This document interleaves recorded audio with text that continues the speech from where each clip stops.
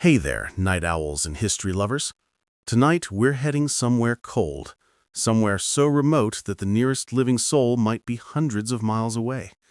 We're talking about the Arctic in 1924, where ambition meets ice and where the line between courage and madness gets thinner with every frozen breath.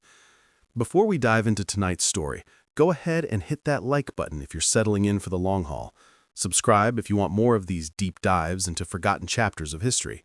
And drop a comment telling me where you're listening from and what time it is for you right now.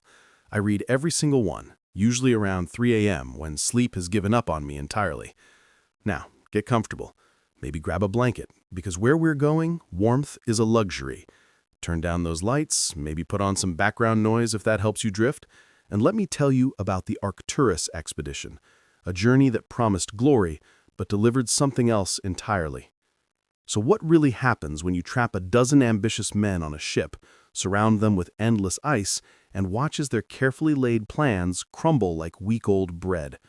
How long does civilization last when the only witnesses are seals and the occasional confused polar bear? And what do you do when you realize that the greatest danger isn't the cold outside, but the secrets festering below deck? Let's find out together. It's March 1924, and London's docks smell like every other port in the world. Fish, tar, diesel, and human ambition mixed into an aroma that makes your nose wonder if it should just quit. But today, there's something else in the air. Excitement. The kind that makes newspaper reporters show up with their notebooks and cameras, ready to capture history before it happens.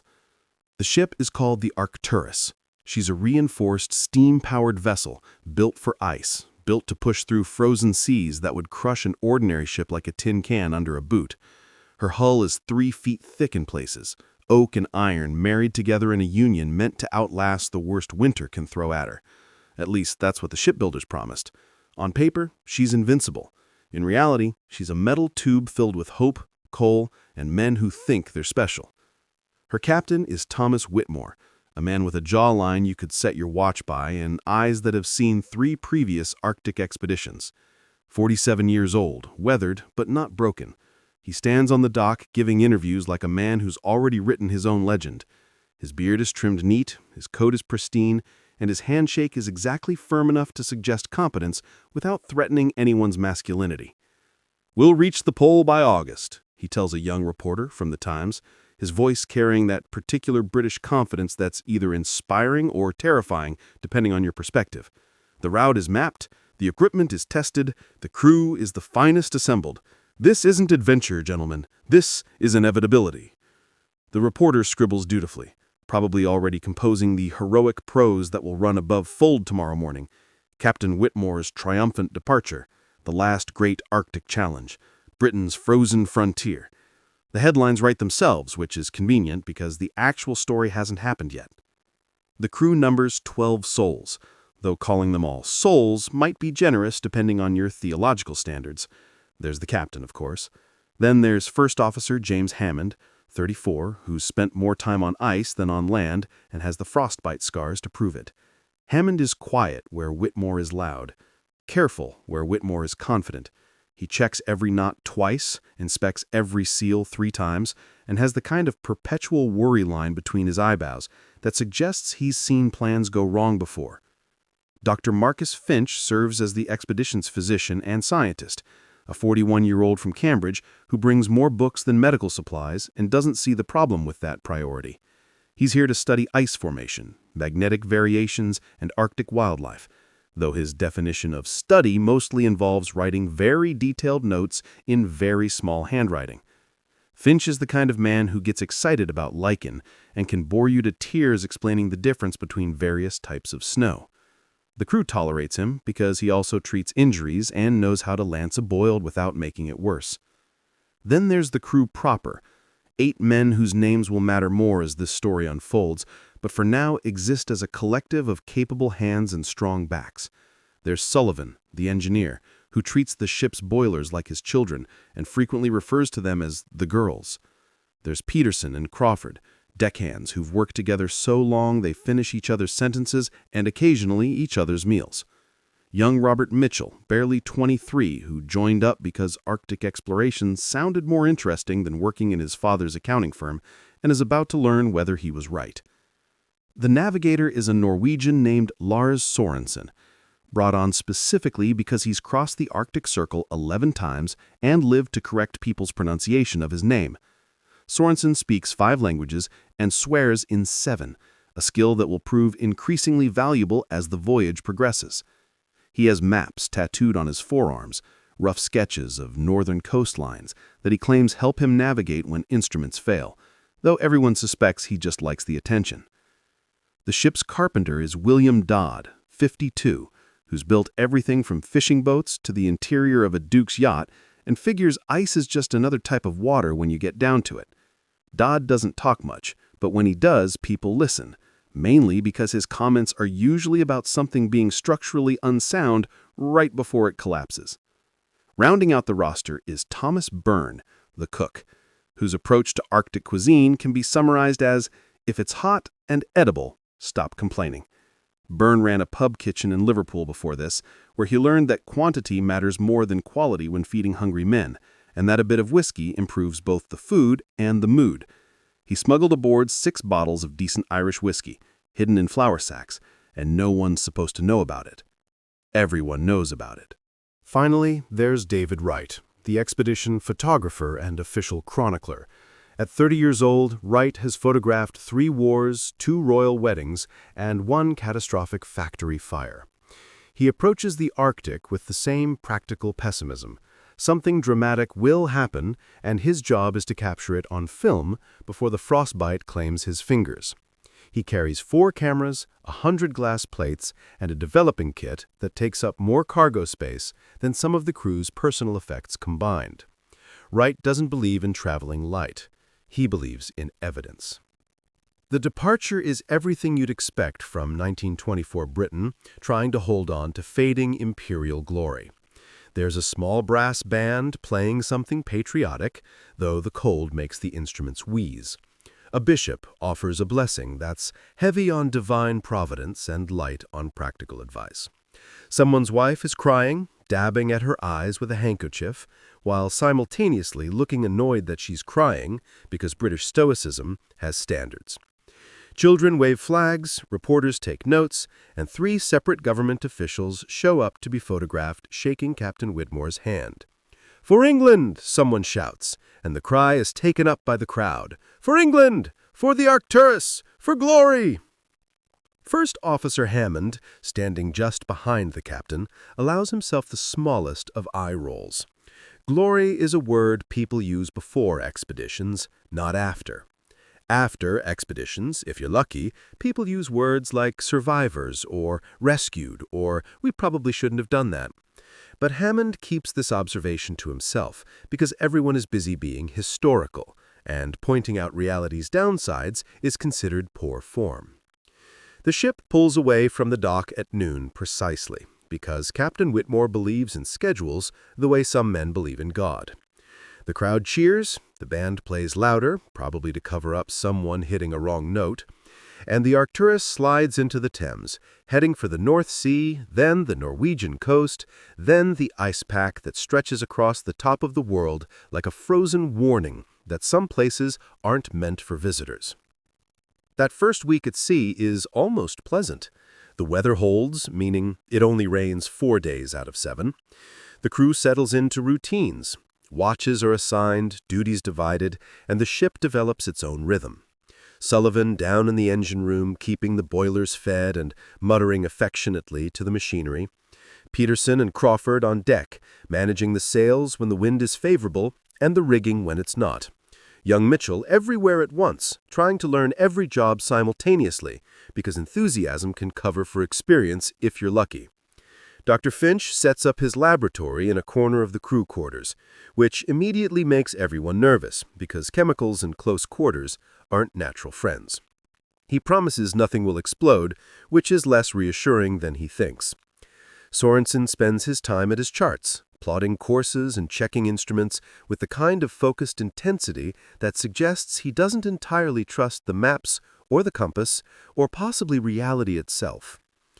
Dodd inspects every inch of the ship's wooden structure, making little marks in chalk where he thinks reinforcement might be needed. Wright takes photographs of everything: the crew at work, the ocean, the sunset, the breakfast, the inside of his own cabin, because documentation requires completeness. Byrne in the galley produces meals that are exactly what you'd expect from a ship's kitchen: hot, filling, and impossible to definitively identify without asking. The mood is good. Men laugh, they tell stories. Hammond loosens up enough to admit he once got lost in Edinburgh for 4 hours because he misread a street sign. Sullivan teaches Mitchell how to read the boiler's temperament from their sounds. Crawford reveals he can't swim, which Peterson finds hilarious because they're surrounded by ocean. Don't fall overboard then, Peterson suggests helpfully. That's your entire survival strategy. Captain Whitmore holds daily briefings, updating the crew on position, weather forecasts, and timeline. They're making excellent progress. The North Sea behaves itself. The Norwegian coast passes without incident. Even the weather seems cooperative, as if nature itself is impressed by British determination and doesn't want to make a fuss. It won't last. Everyone knows it won't last, but for 1 week, it's nice to pretend that maybe this expedition will be different. Maybe this time the Arctic will roll over and let humans pass without demanding price. Maybe this time ambition and preparation will be enough. Spoiler, they won't be. By mid-April, the temperature has dropped enough that breathing hurts and exposed skin goes numb in minutes. The ocean changes character, transitioning from dark gray water to a mixture of water and ice, like someone's making the world's largest slushie.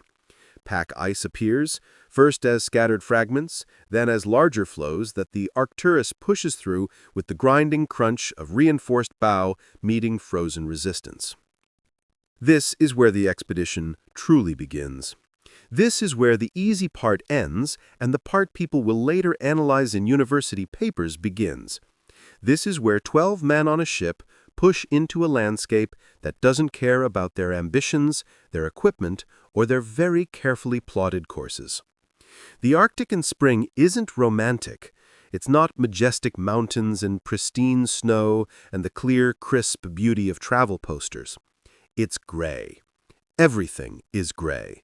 The sky is gray, the ice is gray, the water between ice floes is gray, and after a while, the crew's moods become gray to match. The sun barely sets, but also barely rises, hanging in a perpetual twilight that makes time feel negotiable. Sleep schedules drift. Men find themselves eating breakfast at midnight or standing watch at what should be noon, but feels like evening because the light never changes. The ice gets thicker. The ship slows. Sullivan has to push the boilers harder, burning more coal to maintain speed through increasing resistance. The grinding sound of ice against hull becomes constant background noise, like living inside a very aggressive pencil sharpener. Dodd walks the ship daily, checking for strain, listening to the wood, making more chalk marks. The marks multiply. "She's holding," he tells Hammond during one inspection, "but she's not happy about it." "Can ships be unhappy?" Hammond asks, though he already knows the answer. Any sailor will tell you ships have moods, and the Arcturus is growing cranky. Navigation becomes more art than science. Sorensen's maps show open water passages that are now solid ice. Channels that should be navigable have closed since last year's surveys. The compass starts acting strange this far north, pulled by magnetic forces that make it spin indecisively like a confused bird. Sorensen compensates with celestial navigation when the perpetual gray allows glimpses of sun or stars, but mostly he navigates by instinct and prayer and the kind of experience you can't learn from books. "We should consider wintering somewhere established," Hammond suggests during a private conversation with the captain. They're in Whitmore's cabin, a small room that somehow manages to feel both cramped and cold, despite being the most comfortable space on the ship. "There's still time to reach one of the Norwegian settlements. We could wait out the worst of winter, push for the pole in spring when conditions improve." Whitmore doesn't look up from the charts he's studying. "That's not the plan." Plans change when conditions change. That's called adaptation, not failure. It's called cowardice when you let the first sign of difficulty alter your course. Hammond takes a breath. He's had this conversation before, on other expeditions with other captains. The dynamic is always the same. Caution versus ambition. Survival versus glory. The person who will live to be old versus the person who will get a statue if things go very well, or a memorial if they don't. Difficulty is one thing. Impossible is another. We're burning through coal faster than projected. The ice is worse than expected, and we're not even at the worst of it yet. Then we'll burn more coal. We'll push harder. That's why we brought extra supplies. Extra supplies are for emergencies, not for compensating for over-ambition. Whitmore finally looks up, and his eyes have the kind of hardness that ends conversations. First Officer Hammond, I appreciate your input. It's been noted. Now, unless you have navigational data that changes our position or capability, I'll thank you to let me focus on command decisions. Hammond leaves the cabin knowing he's been dismissed, and knowing this exact conversation will happen again, probably several times. The script is written, the roles assigned.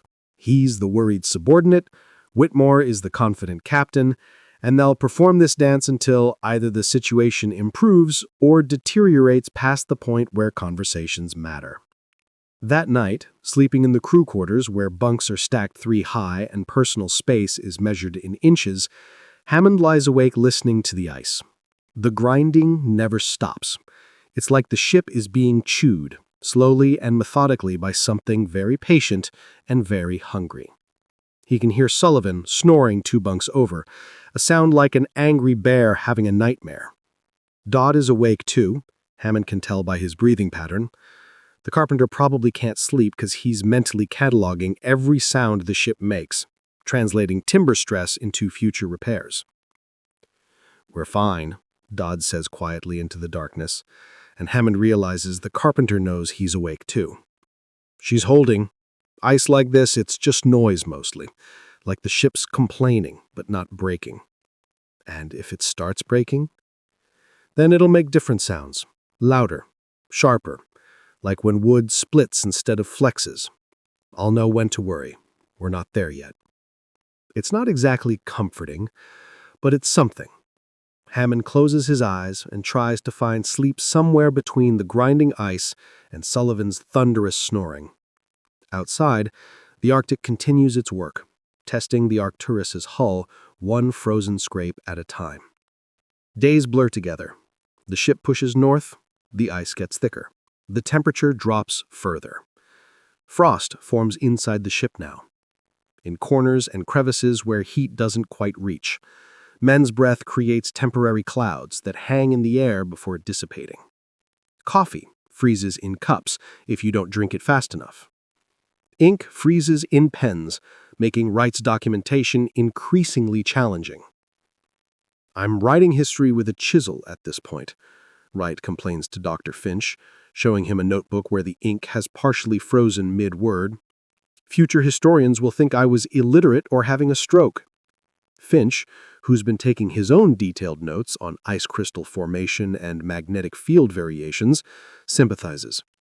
Switch to pencil. It's less elegant, but more practical.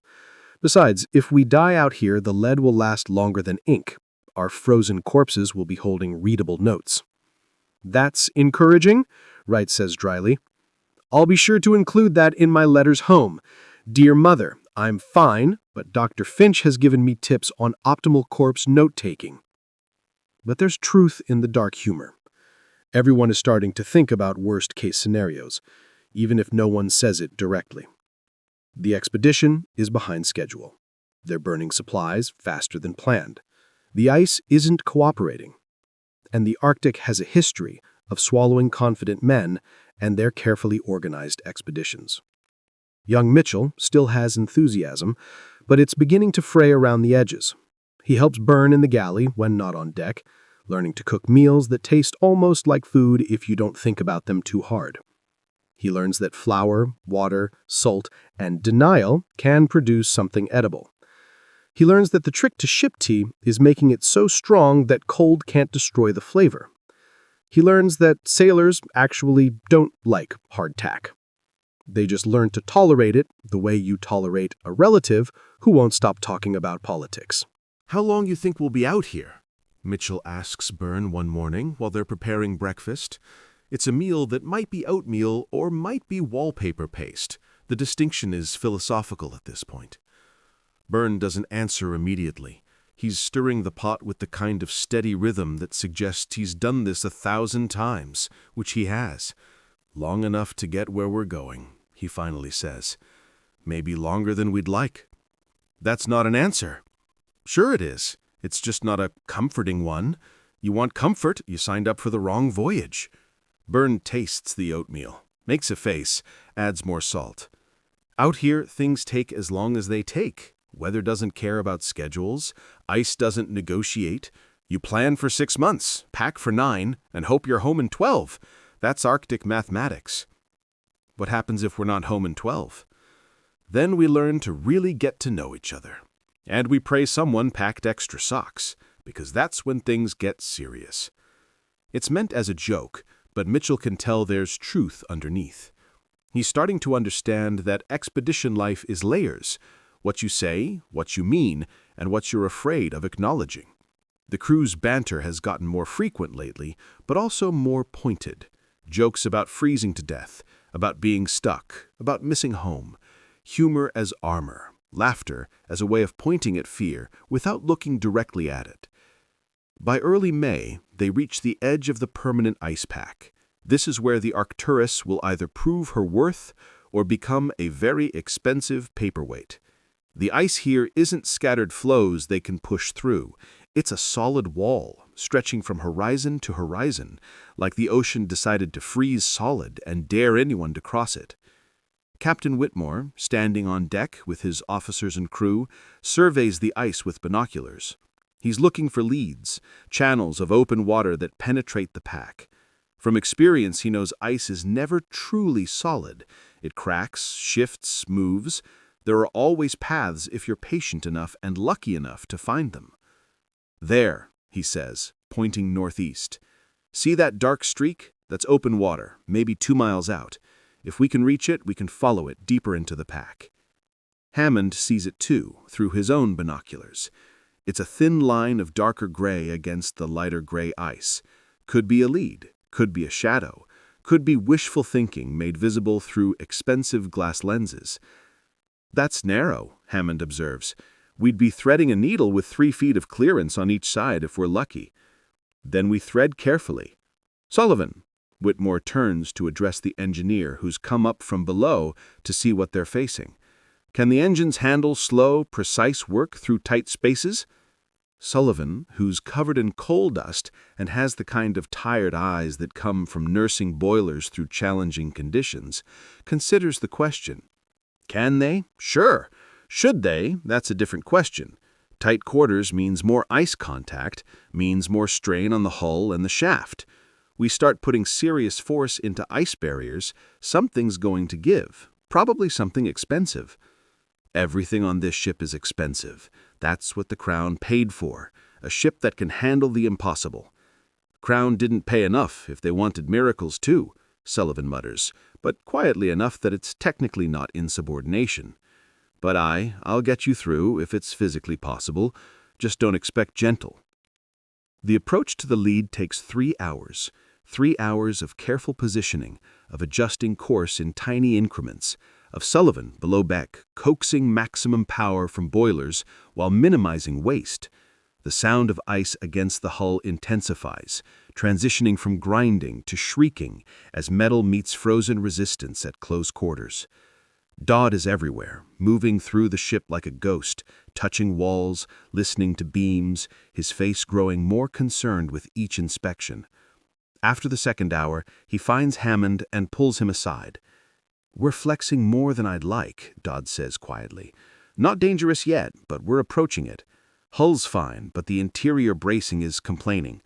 If we have to do this regularly, I'll need to add supports. and we're running low on lumber that's not already doing something critical. How low? Low enough that I'm eyeing furniture and wondering how structurally necessary that table in the galley is. Hammond adds this to his growing list of concerns.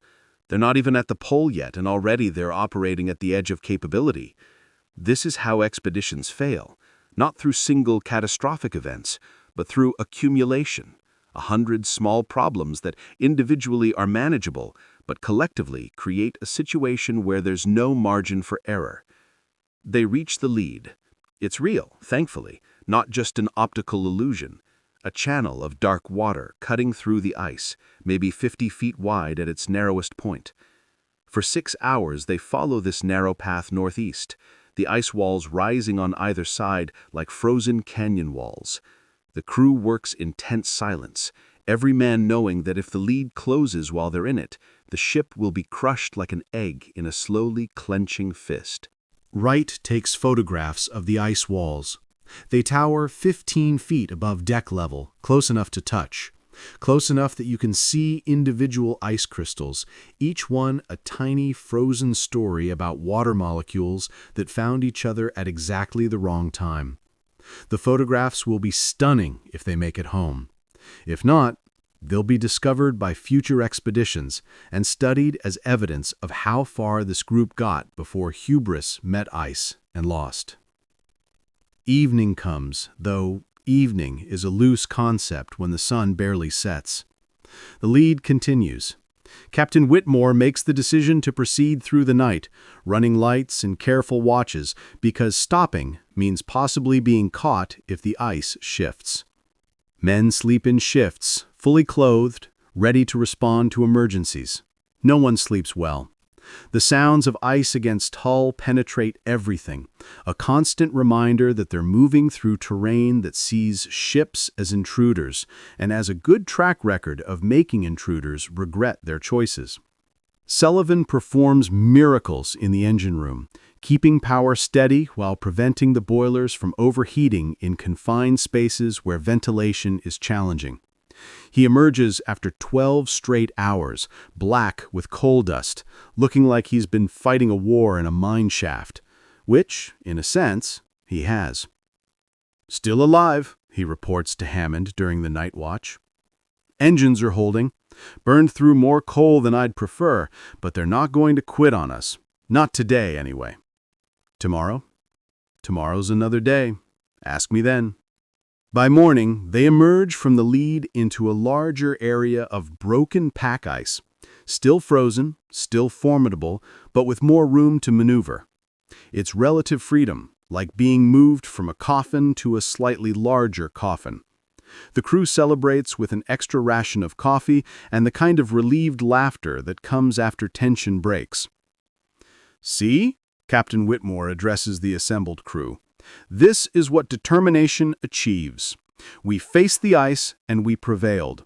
This is exactly why we're here, gentlemen, to show that British resolve and proper engineering can conquer any obstacle." Hammond, standing to the side, keeps his skepticism private. They didn't conquer anything. They threaded through a temporary opening that could have closed and crushed them. They got lucky. But Whitmore needs to believe it was skill, needs his crew to believe it was skill, because morale runs on confidence even when conditions suggest caution. That night, in his personal log, Dr. Finch writes, "We are through the first barrier, but I cannot shake the feeling we've not triumphed over ice, so much as been temporarily tolerated by it. The Arctic feels less like an opponent to be beaten and more like an entity that simply hasn't decided our fate yet. The crew's spirits are good, but spirits alone don't push ships through frozen seas. I worry we're confusing luck with competence, and that's a dangerous confusion in an environment this unforgiving." Wright photographs everything: the ship, the ice, the crew at work. He's building a visual chronicle, capturing moments that will either be celebrated as historic achievements or studied as evidence of how ambition exceeded wisdom. His favorite photograph from this week shows young Mitchell on deck, face raw from cold, ice in his hair, but grinning anyway. The kind of smile you see in people who don't fully understand what they're facing, but are determined to face it anyway. The Arcturus pushes onward, north by northwest now, following Sorensen's best guess about ice conditions and theoretical leads. The navigator is performing navigation by intuition more than instruments, because traditional methods this far north are increasingly unreliable. The sun circles the horizon rather than setting. The compass wavers uncertainly. Even the sextant readings require mental gymnastics to account for their extreme latitude. "We're basically navigating by wishful thinking at this point," Sorensen admits to Hammond during a chart session. "I know roughly where we are, relatively confident about where we're headed, and absolutely certain that if I'm wrong, we'll find out the hard way." That's reassuring. You want reassurance, you signed up for the wrong expedition. I'm providing direction, not certainty. Certainty is for latitudes with proper magnetic poles and daytime that knows when to quit. The ice changes character daily. Sometimes it's relatively smooth, allowing the ship to make decent progress. Sometimes it's pressure ridges, where ice plates have collided and forced upward into jagged barriers that look like frozen mountains and require careful navigation or extensive detours. Sometimes it's leads of open water that appear promising then close without warning, forcing rapid decisions about whether to risk the passage or find another route. The crew settles into a rhythm. 4 hours watches, 4 hours rest.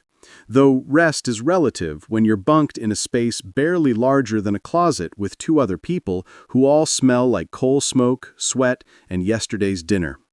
Privacy becomes memory. Every bodily function is public knowledge.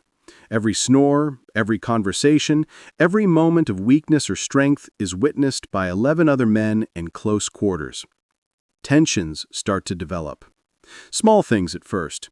Peterson and Crawford, the normally inseparable deckhands, have an argument about proper knot technique that escalates into a shouting match until Hammond separates them.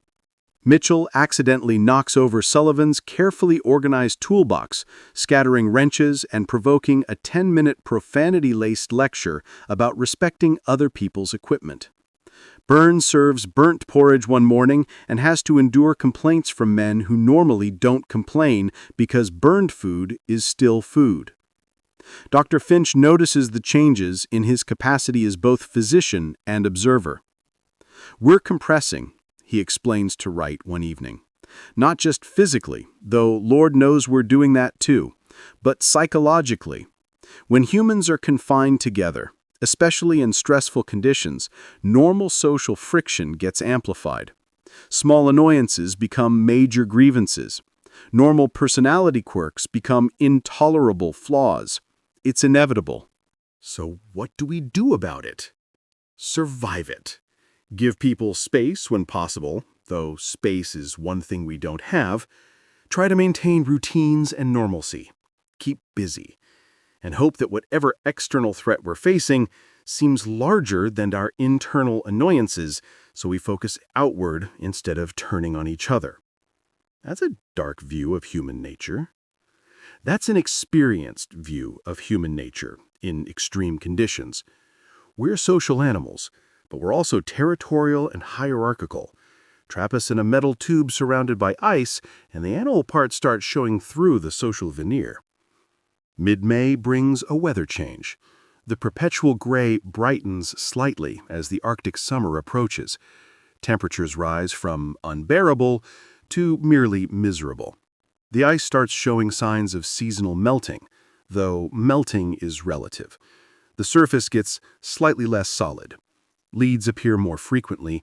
The ship can navigate with marginally less grinding resistance. But with the temperature rise comes fog.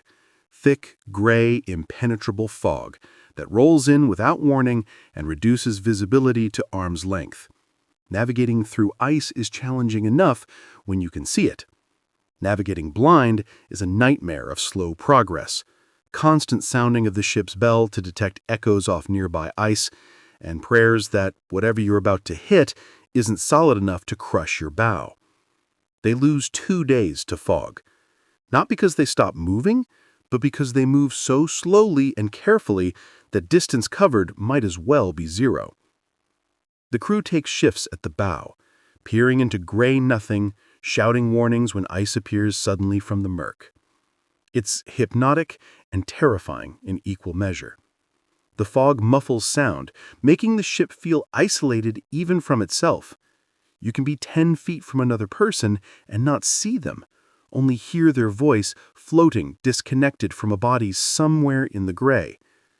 When the fog finally lifts, they discover they've drifted off course by nearly 3 miles. Sorensen recalculates their position, recalibrates his estimates, and updates the charts with the kind of resigned acceptance that says, "Of course we're not where we thought we were. This is the Arctic. Nothing works right here." "We are still north," he tells Captain Whitmore during the briefing, "still moving toward the pole, but slower than planned. If conditions continue like this, we're looking at August before we reach our objective, not the July we projected." Then we continue. August is acceptable. Hammond, present for this discussion, clears his throat. August puts us close to when we need to start considering the return journey. Ice conditions can deteriorate rapidly in late summer and early fall. If we push too far, we risk getting trapped for winter. "We have contingencies for winter," Whitmore says, though his voice has less absolute certainty than a month ago. "We are prepared to overwinter if necessary." "Prepared to survive winter," Hammond corrects. "Not comfortable winter. There's a significant difference between surviving and maintaining an expedition capable of completing objectives." The meetings always end the same way. Whitmore commits to continuing. Hammond documents his concerns. Everyone else sits quietly, knowing their opinions aren't really being solicited. The captain leads, the crew follows, and questions are noted but rarely change decisions. That night, over Burns' dinner, a stew that might contain actual meat, or might be very clever use of textured vegetables, the crew's conversation turns to home. "What's the first thing you'll do when we're back? After sleeping for a week straight?" "Find a pub," Peterson says immediately. "A warm pub with a fire and beer that's actually cold on purpose, not frozen by accident. And I'll sit there until my account runs dry or my liver complains, whichever comes first." "Visit my sister," Crawford adds. "Tell her all about the adventure, making sure to edit out the parts where I was terrified, or the food was inedible, or I was pretty sure we were all going to die. Keep it heroic. She's 12. She doesn't need to know about realistic Arctic conditions. I'm going to take the world's longest hot bath, then burn these clothes, then take another bath just to be sure I've gotten all the cold out. I'm going to sleep in a bed that doesn't move, a bed on the land that stays in one place and doesn't creak and doesn't share space with 10 other people, alone, in silence, for an entire day." Mitchell looks at Hammond. "What about you, sir?" Hammond considers. "I'm going to do something boring. Maybe sit in a library, read a book about somewhere warm, somewhere tropical, somewhere the primary survival concern isn't hypothermia." "That's it? After all this, you want to read?" "After all this, doing nothing will feel like doing everything. Trust me, a few more weeks in the ice, and you'll understand the appeal of aggressive boredom." The laughter is real, but tinged with an emotion that might be homesickness, or might be the first whispers of doubt about whether those home plans will actually happen. Dr. Finch doesn't join the conversation. He's been quieter lately, spending more time with his instruments and his notes. When pressed, he claims he's fascinated by the magnetic readings this far north, by the way the aurora borealis interacts with atmospheric conditions. But Hammond notices the doctor takes longer with his observations than necessary, standing on deck in the cold, staring at the ice as if it might reveal secrets through sustained observation. Late May becomes early June, and the Arcturus continues its slow grind northward. They've covered less distance than planned, but more than feared. The ship's hull shows stress, places where the oak has cracked, where the iron reinforcement has bent slightly. Nothing critical yet, but Dodd's chalk marks multiply, mapping damage like a doctor charting the progression of a patient's symptoms. Coal supplies are becoming a concern. Not critical, Sullivan assures everyone, but tighter than projected. They're burning fuel faster due to the constant battle with ice. The engineer has started mixing coal with whatever else will burn: wood scraps, oil-soaked rags, even some of the packing materials. It works, though the smoke takes on interesting colors and occasionally smells like someone's burning a factory. "We've got enough to reach the pole and get back to open water," Sullivan tells Hammond during one of their regular consultations. "Assuming we don't hit extended bad ice, assuming the boilers don't develop problems, assuming we don't have to winter over. Lot of assumptions in that equation." What happens if the assumptions prove wrong? Sullivan shrugs with the resigned pragmatism of someone who's worked with machinery long enough to know it has opinions about how it should be used. Then we start burning furniture. Then we start burning the parts of the ship we can spare. Then we get very creative about what constitutes fuel. But it won't come to that. Probably. The probably hangs in the air between them like the ship's exhaust, visible and impossible to ignore. June in the Arctic is disorienting. The sun never sets, just circles the horizon like it's gotten lost and doesn't want to admit it. Time becomes negotiable. Men work and sleep according to watches rather than day and night. The perpetual twilight creates a psychological weight, a feeling that you're stuck in a moment that won't progress, won't evolve, won't offer the mercy of actual darkness where you can pretend tomorrow might be different. The ice pack thickens again. What looked like progress in late May becomes grinding stalemate in early June. The Arcturus slows from walking pace to crawling pace to barely moving at all. Some days they advance a mile. Some days they advance 100 yards. One particularly bad day, they end up further south than they started because the ice they were pushing through proved stronger than the ship's forward momentum. Captain Whitmore's daily briefings become shorter and less optimistic. He still maintains confidence, still insists they're on schedule, more or less, still projects certainty, but the cracks are showing. He spends more time alone in his cabin. His handwriting in the ship's log gets less neat. He snaps at minor infractions that he would have ignored a month ago. The crew notices. You can't hide changes in close quarters. Every shift in mood, every sign of stress, every moment of doubt is witnessed and discussed and analyzed. The men don't criticize the captain openly, but the quiet conversations in corners tell a story of confidence eroding, like the ship's hull under constant ice pressure. "He's cracking," Peterson whispers to Crawford during a night watch. They're on deck, ostensibly checking the rigging, actually taking a break from the claustrophobic crew quarters below. "Did you see him yesterday? He stood at the bow for 2 hours straight, just staring at the ice. Didn't move, didn't speak, just stared." "Man's under pressure," Crawford responds, though his tone suggests he shares the concern. "You try being responsible for 12 lives in the middle of nowhere with no margin for error. Probably weighs on you."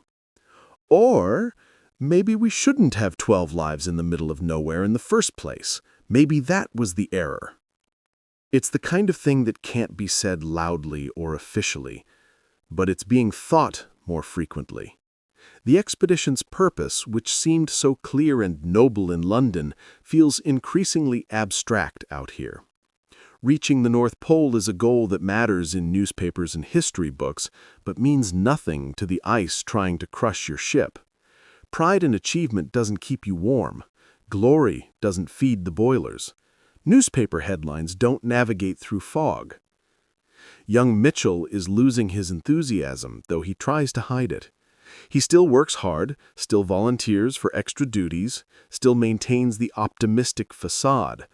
But Hammond catches him sometimes, standing alone on deck, staring back south, the direction they came from, with an expression that's not quite homesickness, but isn't quite anything else either. The look of someone realizing that adventure and suffering often wear the same face. "Are you holding up?" Hammond asks him one morning after a particularly brutal overnight watch where the temperature dropped enough to freeze exposed skin in minutes. Mitchell nods, too quickly. "Yes, sir, absolutely. Just tired." It's okay to be more than tired. It's okay to acknowledge this is harder than expected. "But we're doing important work, right? We're going to reach the pole. We're going to achieve something that matters." Hammond weighs his response carefully. Mitchell is young enough to need hope, but old enough to deserve honesty. We're trying to achieve something that matters to people very far from here. Whether it matters to us personally is a question everyone has to answer for themselves, and the answer can change depending on the day. Do you think it matters? I think getting everyone home safely matters. Everything else is negotiable. It's not the answer Mitchell wants, but it's the answer Hammond can give. The first officer has done expeditions before. He knows the pattern.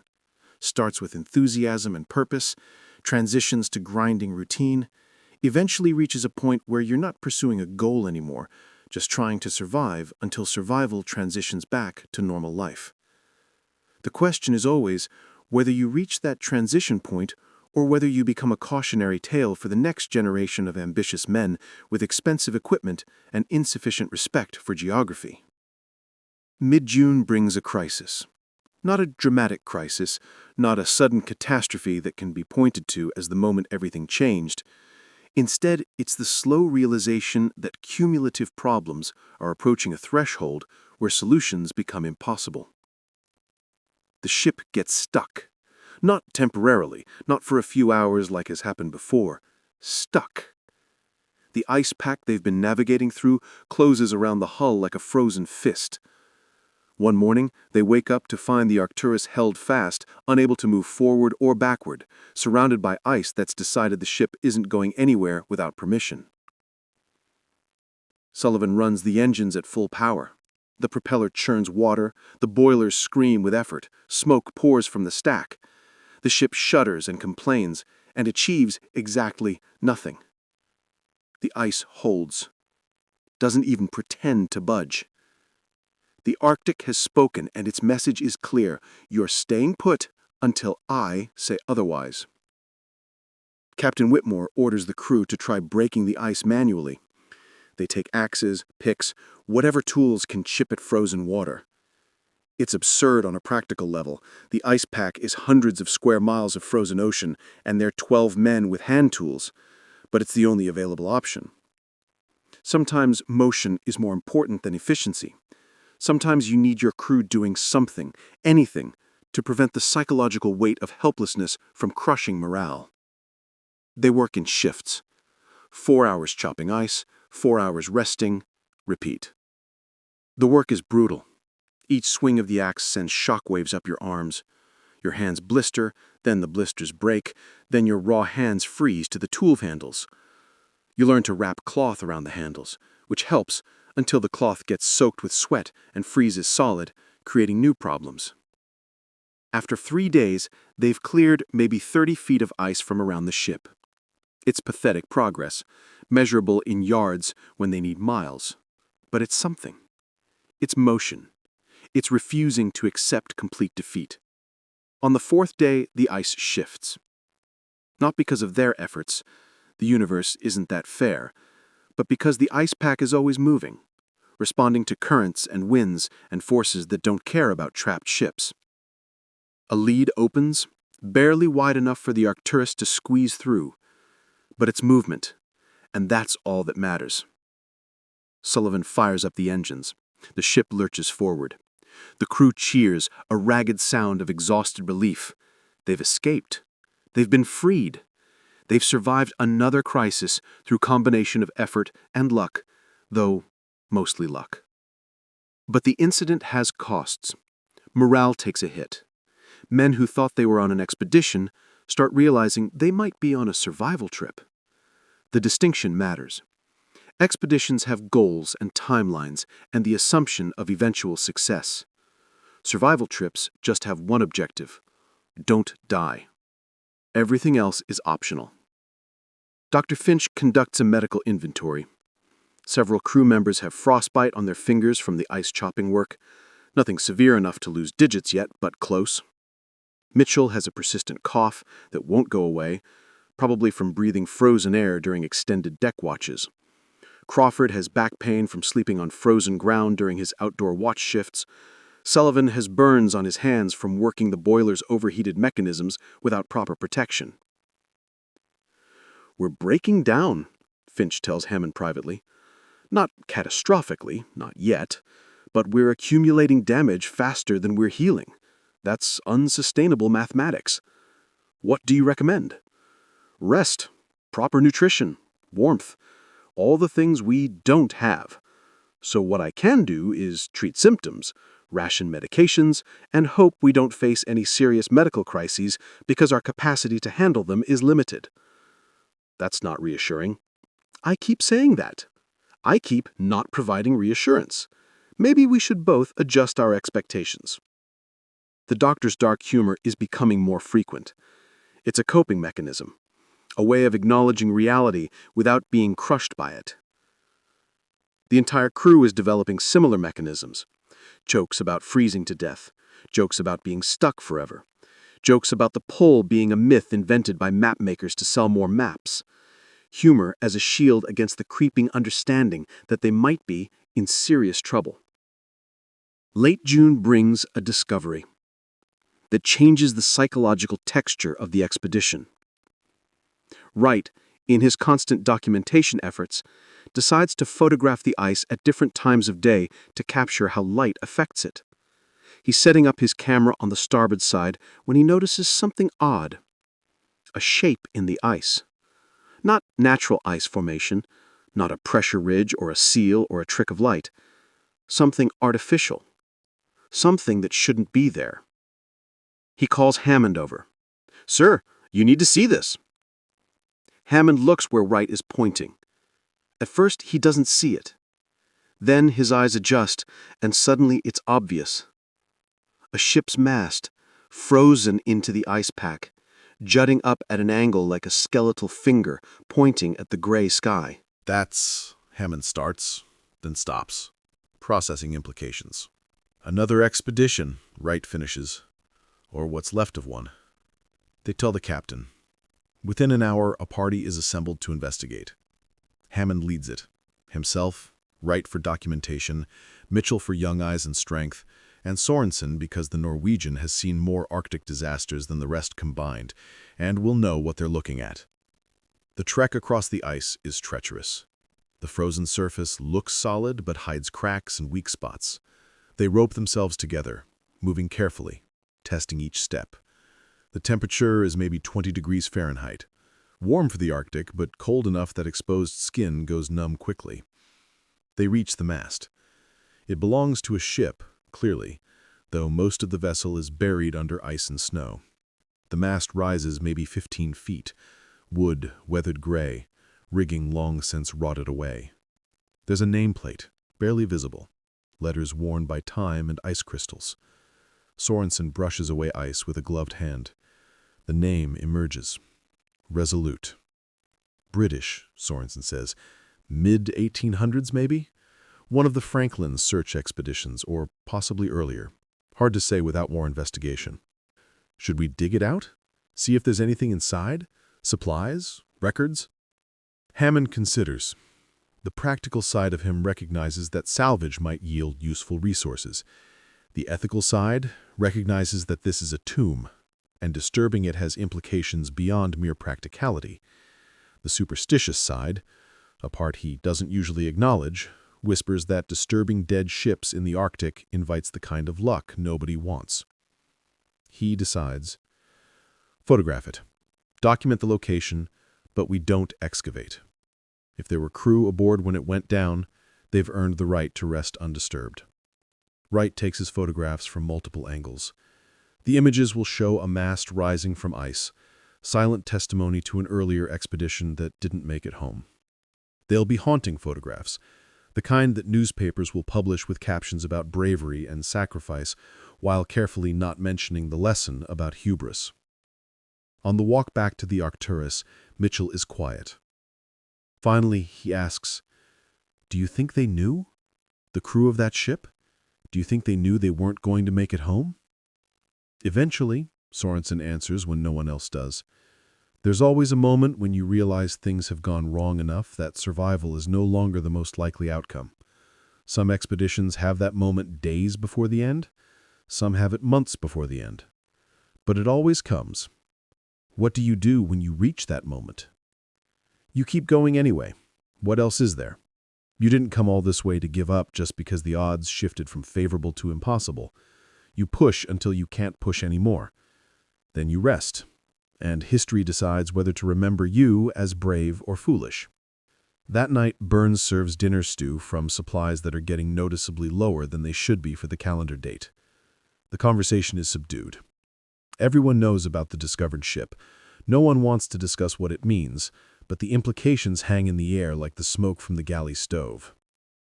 Captain Whitmore addresses it directly, which is either brave or desperate, depending on your perspective. "Gentlemen, I know what you're thinking. You're looking at that wreck and seeing omens. You're wondering if we'll end the same way. Let me be clear, we won't. That ship, whoever it was, wasn't the Arcturus. They didn't have our equipment, our experience, our preparations. Their failure doesn't predict ours." It's a good speech. It sounds confident and reassuring. It might even be true.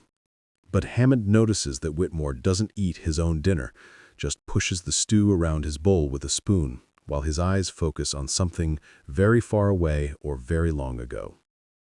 Early July brings changes that are subtle at first, easy to dismiss as stress or fatigue or the psychological toll of extended isolation. But they accumulate, building into something that even the most skeptical crew members can't completely explain away. It starts with the sounds.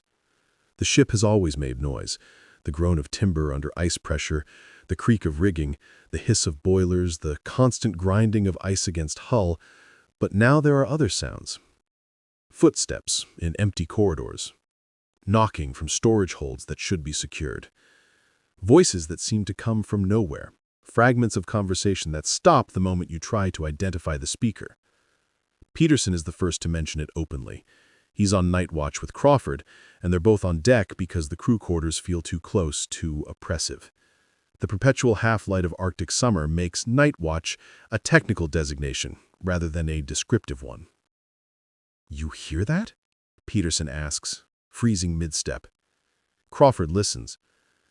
"Hear what?" "Footsteps. Below deck. Someone walking around." They both listen to silence, broken only by ice sounds and the distant hum of the ship's systems. Nothing that sounds like footsteps. Nothing that sounds human at all. "You're tired," Crawford says, but his voice lacks conviction. "We're all tired. Minds play tricks when you're exhausted and isolated." "Yeah, probably." Peterson doesn't sound convinced either.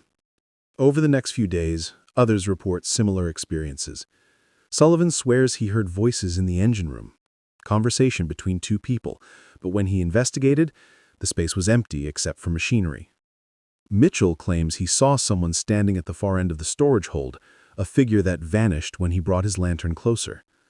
Even Dodd, the most pragmatic member of the crew, admits he's heard knocking on the hull from inside, as if something is trying to get out or in. Dr. Finch addresses it in his scientific capacity during a dinner conversation. Auditory hallucinations are well documented in isolation conditions. Visual hallucinations, less common but not unheard of. The human brain is pattern-seeking machinery.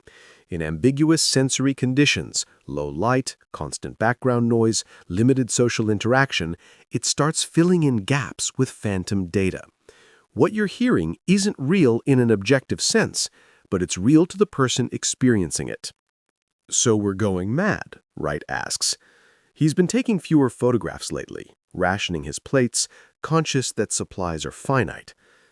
Mad is a strong word. Experiencing stress-related perceptual distortions is more accurate. It's temporary, it's manageable, and it's expected given our circumstances.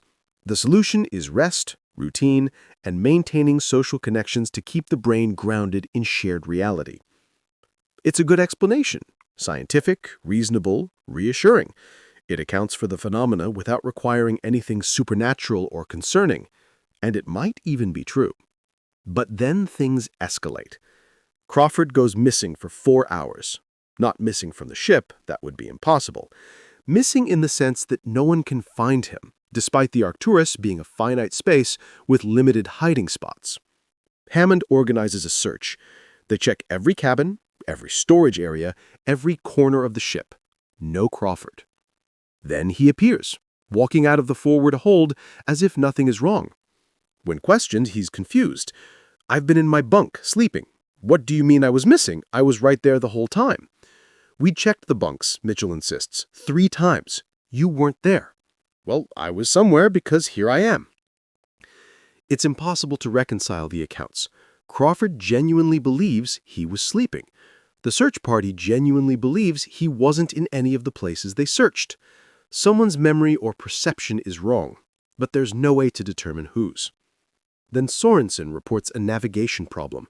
The compass, already unreliable this far north, has started behaving impossibly, not just pointing in wrong directions, but moving in patterns that violate physics, spinning backward, pointing straight down.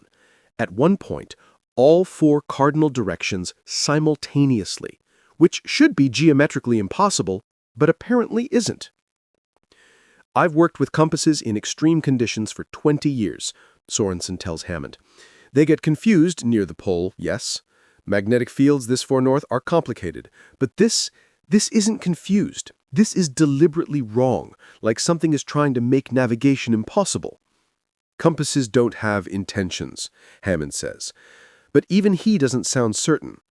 "Then explain why mine spelled out your initials yesterday, JH, in cardinal directions, north, northeast, and held there for 5 minutes before reverting to normal, useless spinning." Hammond has no explanation for that. Compasses don't spell things. They respond to magnetic fields according to well-understood physical principles. But he's seen enough strange things lately that completely dismissing Sorensen's account feels naive. Dr. Finch's instruments start malfunctioning. His magnetic field detector, designed to measure subtle variations in Earth's magnetism, begins registering readings that don't correspond to any known phenomena. Spikes of intensity that shouldn't exist, directional changes that suggest magnetic north is somehow moving around the ship in circles, temperature sensors registering cold in places that are demonstrably warm, and vice versa. "My equipment is broken," Finch announces, to anyone who'll listen. All of it, simultaneously, which statistically should be impossible, but apparently isn't. Either the Arctic is violating physics, or my equipment has coordinated a collective malfunction, or I'm experiencing equipment-specific hallucinations. Neither of those options is comforting. Tries to photograph the phenomena. He sets up his camera to capture the compass doing its impossible spinning. But when he develops the plates, they show nothing unusual. Just a compass pointing normally in what appears to be a standard direction. Either the camera doesn't capture whatever is happening, or it stops happening the moment documentation is attempted. "It's like it knows," Wright says to Finch, while reviewing the blank photographs. "Like whatever is going on is smart enough to hide from being recorded." Or, Finch counters, "you're photographing normal compass behavior while experiencing hallucinations about abnormal behavior, which would suggest the problem is perceptual rather than environmental." Does that explanation comfort you? Not particularly, but neither does the alternative. The crew meetings become forums for comparing experiences. Everyone has something to report. Sullivan heard his name called from the ice outside the ship, clear as day, his late mother's voice. Peterson saw lights moving under the ice at night. Not natural lights, not aurora, something else. Mitchell swears his bunk moved during the night, 6 feet from where it started, everyone else's bunks staying in place. Captain Whitmore tries to maintain order and rationality. "We're experiencing collective stress response," he announces during one meeting. "Extended isolation in extreme conditions creates psychological phenomena. It's documented in polar literature. We're not the first expedition to experience this, and we won't be the last. The solution is discipline, routine, and maintaining social connections to keep the brain grounded in shared reality. But Hammond notices the captain's own hands are shaking slightly, and Whitmore has started sleeping in his clothes, as if preparing for an emergency that might come at any moment. The projecting confidence doesn't match the underlying behavior. Late July brings a more serious incident. The ship's supplies start diminishing faster than consumption can account for. Byrne keeps meticulous inventory. He has to, given their limited resources. He knows exactly how much flour, salt, dried meat, and every other essential they should have, but the numbers don't match reality. "We're missing approximately a week's worth of food," Byrne tells Hammond during a private consultation. "Not spoiled, not consumed, missing, as in no longer in storage, no record of distribution, no explanation for absence." Could someone be hoarding? "I've searched personal effects, with permission from those who'd allow it. Nothing. Unless someone has a secret storage location I haven't found, which, on a ship this size, seems unlikely." "Could you have miscounted originally?" Byrne gives him a look that suggests the question is insulting. "I've been inventorying supplies for 15 years.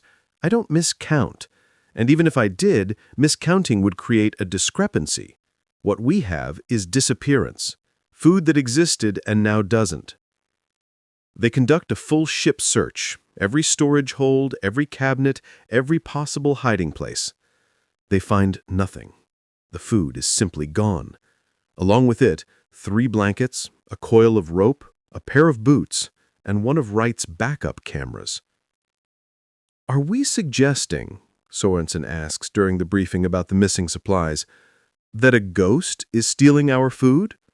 Because I've sailed under some creative captains, but that would be a first."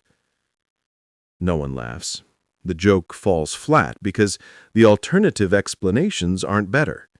Either someone on the crew is secretly hoarding and lying about it, which means they have a traitor in close quarters, or they're all experiencing some form of shared delusion about inventory counts, which means their grip on reality is looser than anyone wants to admit. Or something else is happening, something that doesn't fit into neat categories of rational explanation.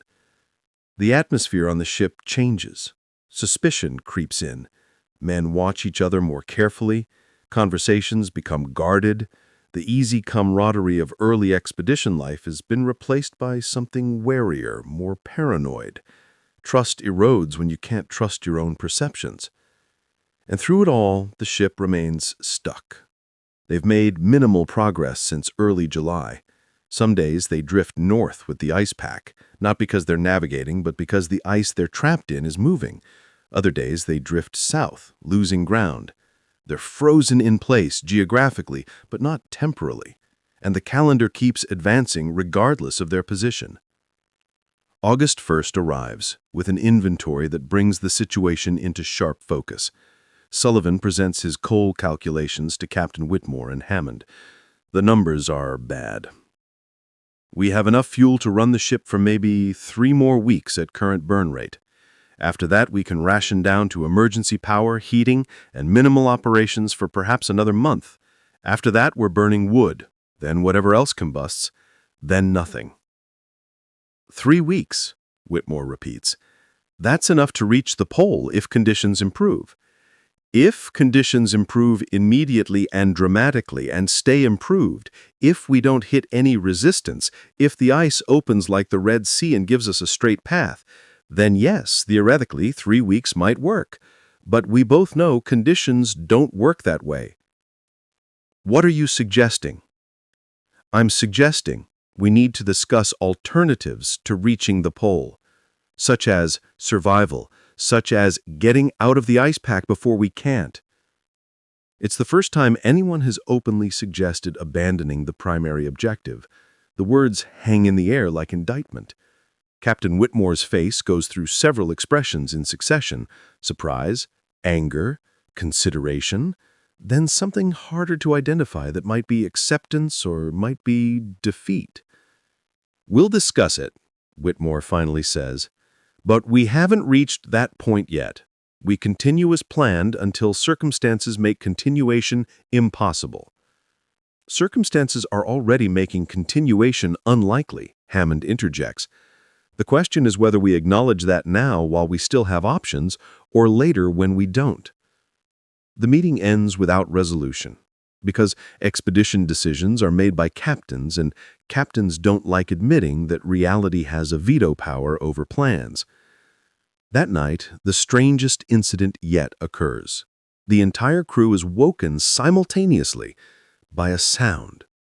Not a normal ship sound, not ice, not wind, not machinery. A humming, deep, resonant, vibrating through the hull like the ship itself is singing. Everyone stumbles from their bunks, gathering in corridors and deck, trying to identify the source. The humming continues for 5 minutes. It's felt as much as heard, a vibration in your bones, in your teeth, in your gut. Not painful, not exactly, but profoundly wrong. Like the universe is making a sound it shouldn't be able to make. Then it stops. Abruptly. Complete silence, except for the crew's breathing and the normal ice sounds returning. "Did everyone hear that?" Mitchell asks, voice shaking slightly. Everyone did. For once, there's no debate about whether something actually happened. 12 men experienced the same phenomenon simultaneously. That's not hallucination, that's not stress. That's something real, even if no one can explain what. Dr. Finch checks his instruments. They registered the sound, or at least registered something. Magnetic spikes, temperature fluctuations, pressure changes that don't correlate with any known weather pattern. The data exists, captured on paper and in scientific notation, proving that something occurred, even if it doesn't prove what. Could it be the ice, Crawford suggests. Ice under pressure makes sounds. Maybe at certain resonances it could produce something like what we heard. Ice sounds like grinding, cracking, booming, Sorensen counters. Not humming, not sustained musical notes. That was something else. Then what? No one has an answer. They stand on deck in the perpetual Arctic twilight, surrounded by ice that stretches to every horizon, on a ship that's increasingly feeling less like transportation and more like a prison, having just experienced something that none of their training or experience or education has prepared them to understand. Back to stations, Hammond finally orders, because routine is the only defense they have against the accumulating strangeness. Maintain watches, document everything, and try to rest. Whatever that was, we're not solving it by standing here staring at each other. The crew disperses slowly, reluctantly, casting glances at the ice as if expecting it to start humming again, or to crack open, or to reveal whatever is beneath the surface that shouldn't be there. That night, Hammond can't sleep. He lies in his bunk, listening to Sullivan snore and Dodd breathe, and the ship make its normal sounds. Normal. What a relative concept. 6 months ago, normal was London and dry clothes and knowing where you were on a map. Now normal is frozen isolation and missing supplies and sounds that physics says shouldn't exist. He thinks about the ship they found, the Resolute, frozen and abandoned. Wonders what its crew experienced in their final days, whether they had strange phenomena too, or whether their end was simply the brutal mathematics of insufficient supplies and hostile environment. Wonders whether future expeditions will find the Arcturus the same way, empty and frozen, a tomb and a warning. Before sleep finally claims him, one thought surfaces and won't be dismissed. They came to the Arctic expecting to conquer it, to plant flags and claim victory over geography. But the Arctic doesn't care about human ambitions. It doesn't fight, it doesn't resist, it simply exists, vast and cold and older than human understanding. And anything that ventures into it on terms other than its own will be reminded eventually that nature doesn't negotiate. Mid-August finds the Arcturus still trapped, supplies dwindling, and the psychological state of the crew deteriorating in ways that even Dr. Finch's clinical terminology can't quite capture. It's not madness, not exactly. It's more like reality's edges have gone soft, like the boundary between what is and what shouldn't be has developed holes. Mitchell starts keeping a personal journal, writing entries he doesn't share with anyone. In cramped handwriting by the light of a rationed candle, he documents things that might be happening, or might be dreams, or might be something else entirely. August 14th. Saw someone standing on the ice today. Not crew.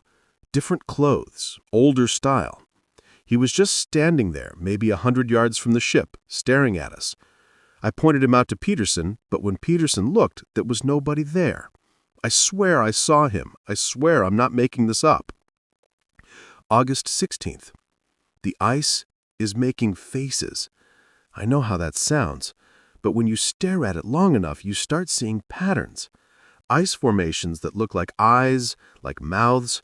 Pareidolia, Dr. Finch would say. Brain finding patterns where none exist. But some of these patterns move. Some of them watch us back. August 19th. Can't shake the feeling we're not alone. Not that there's someone aboard who shouldn't be. More like the ship has become occupied by something that isn't us. Like we're guests in someone else's house, and our host is too polite to ask us to leave but wishes we would. He doesn't show these entries to anyone because admitting them aloud feels like crossing a line between concerned and crazy. But he's not the only one keeping secrets.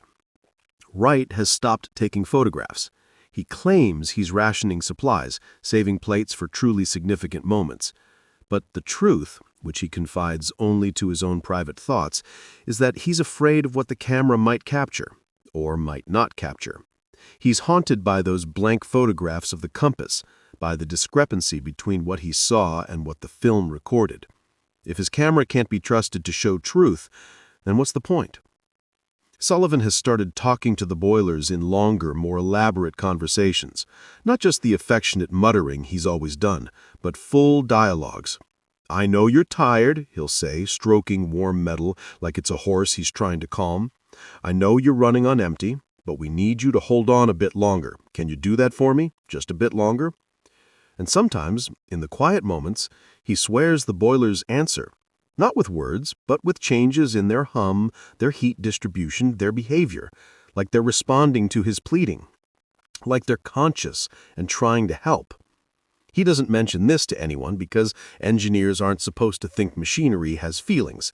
But out here, with everything else going strange, why should the ship itself be exempt? Byrne, in the galley, measures and remeasures supplies, checking his counts obsessively. Every morning he inventories everything. Every evening he counts again. The numbers change. Not drastically, not in ways that would be obvious if he wasn't tracking so carefully. But 3 potatoes become 2. A half sack of flour becomes slightly less than half. Salt diminishes grain by grain. "I'm either being robbed in very small increments," he tells no one in particular while stirring another pot of stew that's more water than ingredients, "or the ship is eating our supplies. And I'm not sure which explanation is worse." The crew meetings become shorter and less frequent. Captain Whitmore still calls them, still maintains the structure of command, but his heart isn't in it anymore. The speeches about objectives and timelines have been replaced by basic status updates. Position, still trapped. Supplies, still declining. Morale, not discussed, because everyone knows the answer. Hammond is taken to walking the ship at odd hours, inspecting, checking, looking for something. Evidence of theft, maybe?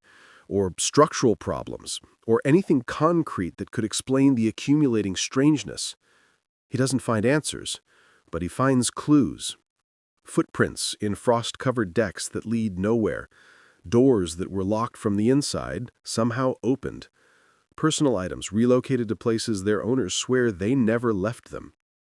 "We're coming apart," he tells Dr. Finch during one of their increasingly frequent private consultations. "Not dramatically, not catastrophically, but we're unraveling thread by thread." "The human mind wasn't designed for this," Finch responds.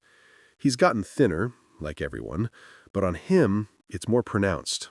His face has gone gaunt, eyes larger, cheekbones sharp. We're social creatures who need space. We're tropical animals trying to survive in temperatures that make our nervous system sluggish. We're pattern-seeking brains surrounded by white noise. Every system we have for maintaining mental health is being challenged simultaneously. That we've lasted this long is remarkable. Is any of this real? The sounds, the visions, the missing supplies? Or are we collectively hallucinating? I don't know. And that terrifies me more than if I could definitively say yes or no. Because if it's hallucination, we're all losing our minds in synchronized patterns, which shouldn't be possible. But if it's real, if something is actually happening that violates our understanding of physics and reality, then we're in a situation we have no framework for handling. Either way, we're in uncharted territory.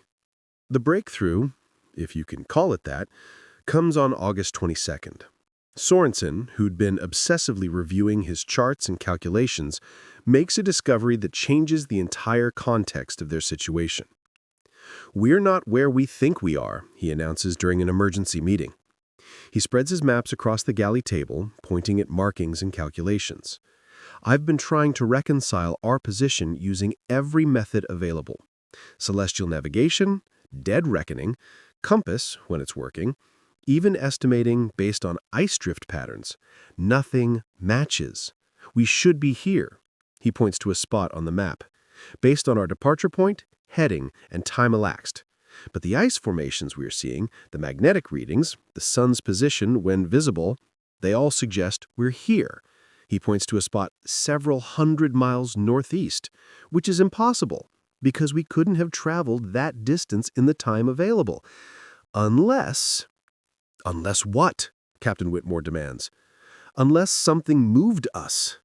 Or we're reading the maps wrong, or the maps are wrong, or physics works differently up here than anywhere else on Earth. Take your pick. None of them make sense." Hammond studies the discrepancy. "Could we have been drifting faster than calculated? The ice pack moves, we're stuck in it. Maybe we have been carried further than expected. Ice drift doesn't work that fast, and the direction is wrong. We should have drifted south or southeast with prevailing currents. This suggests north and west, against the current, against the wind, against everything we understand about ice movement."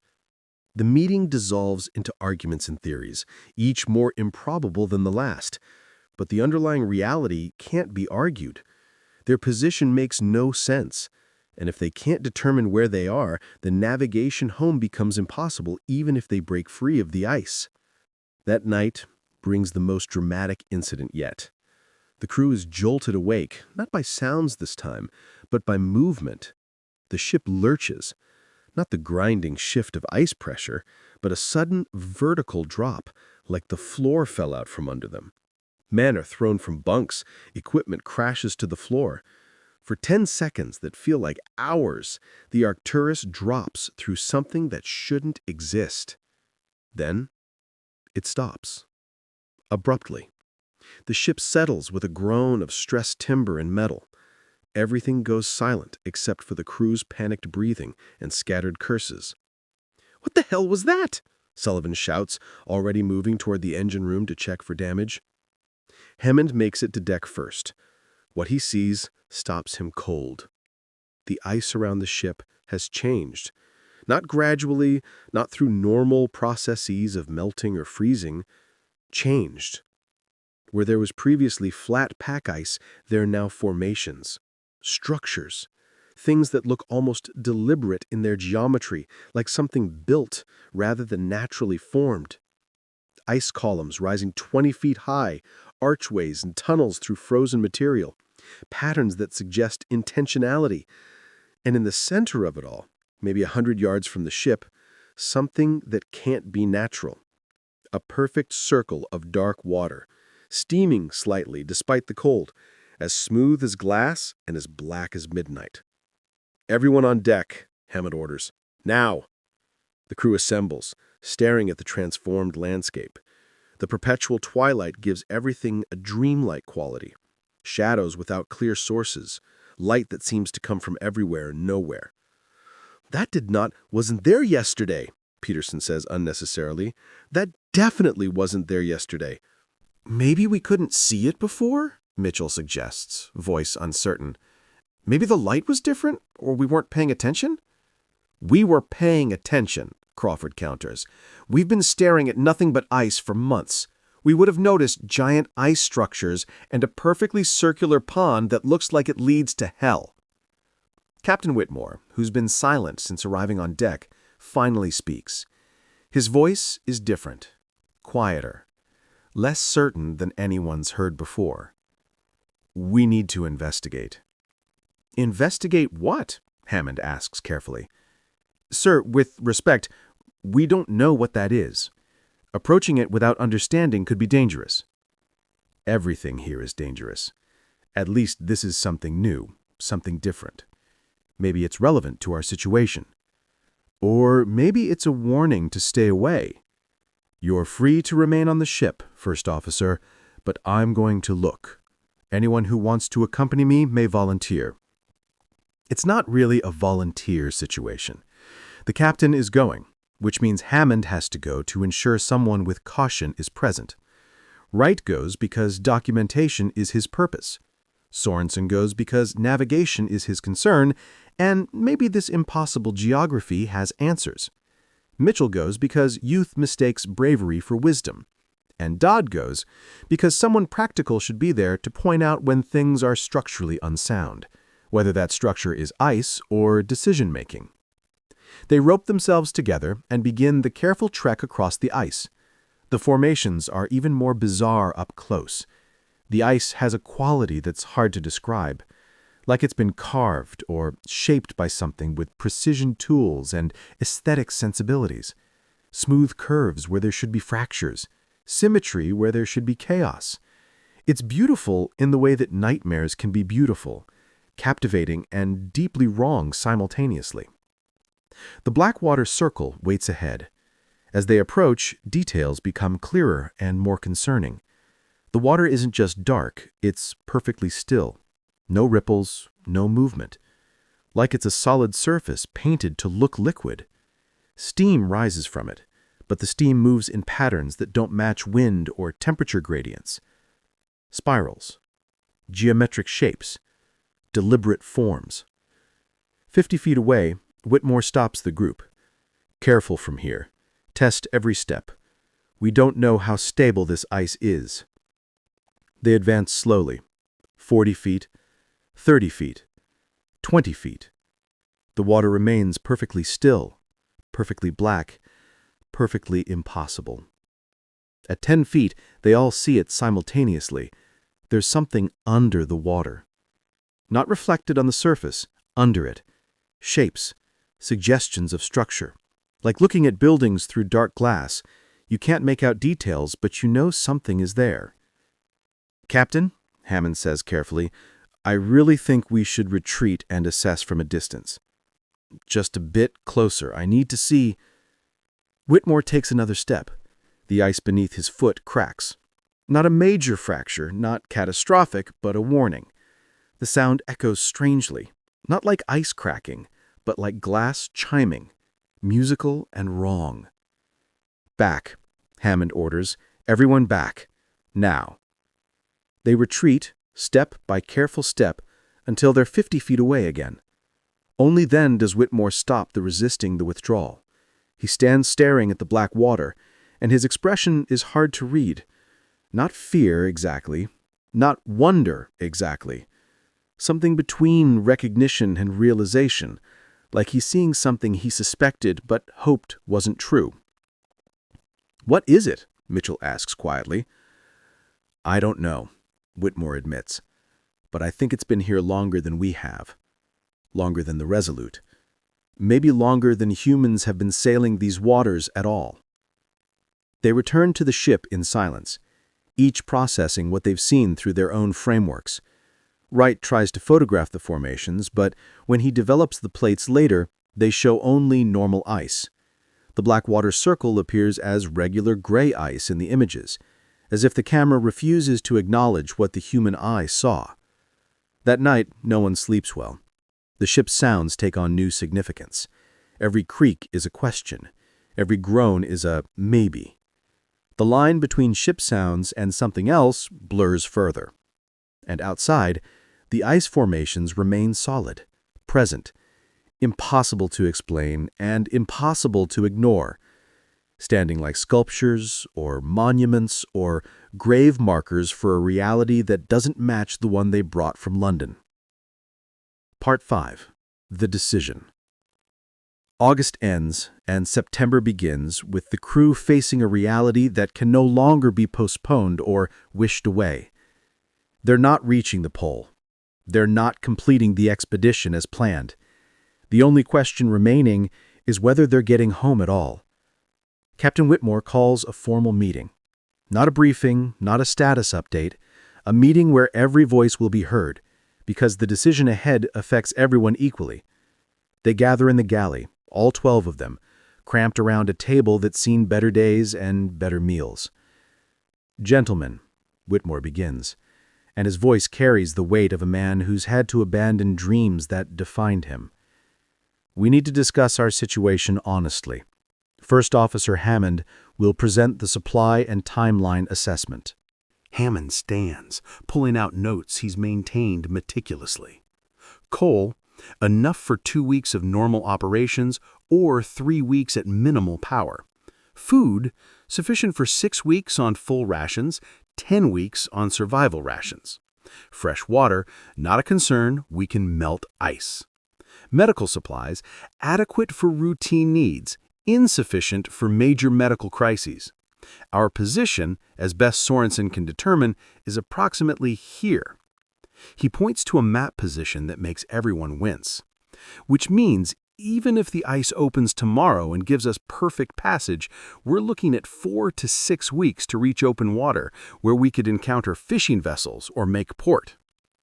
"So we're fine," Sullivan says, though his tone suggests he knows it's not that simple.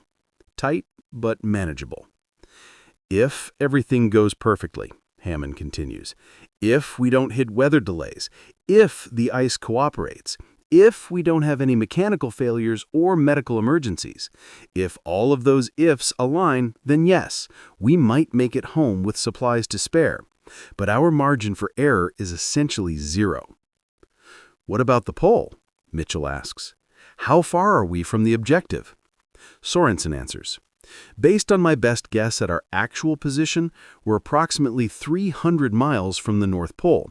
In perfect conditions, with open water, that's maybe 10 days' travel. In current ice conditions, it could be weeks or impossible."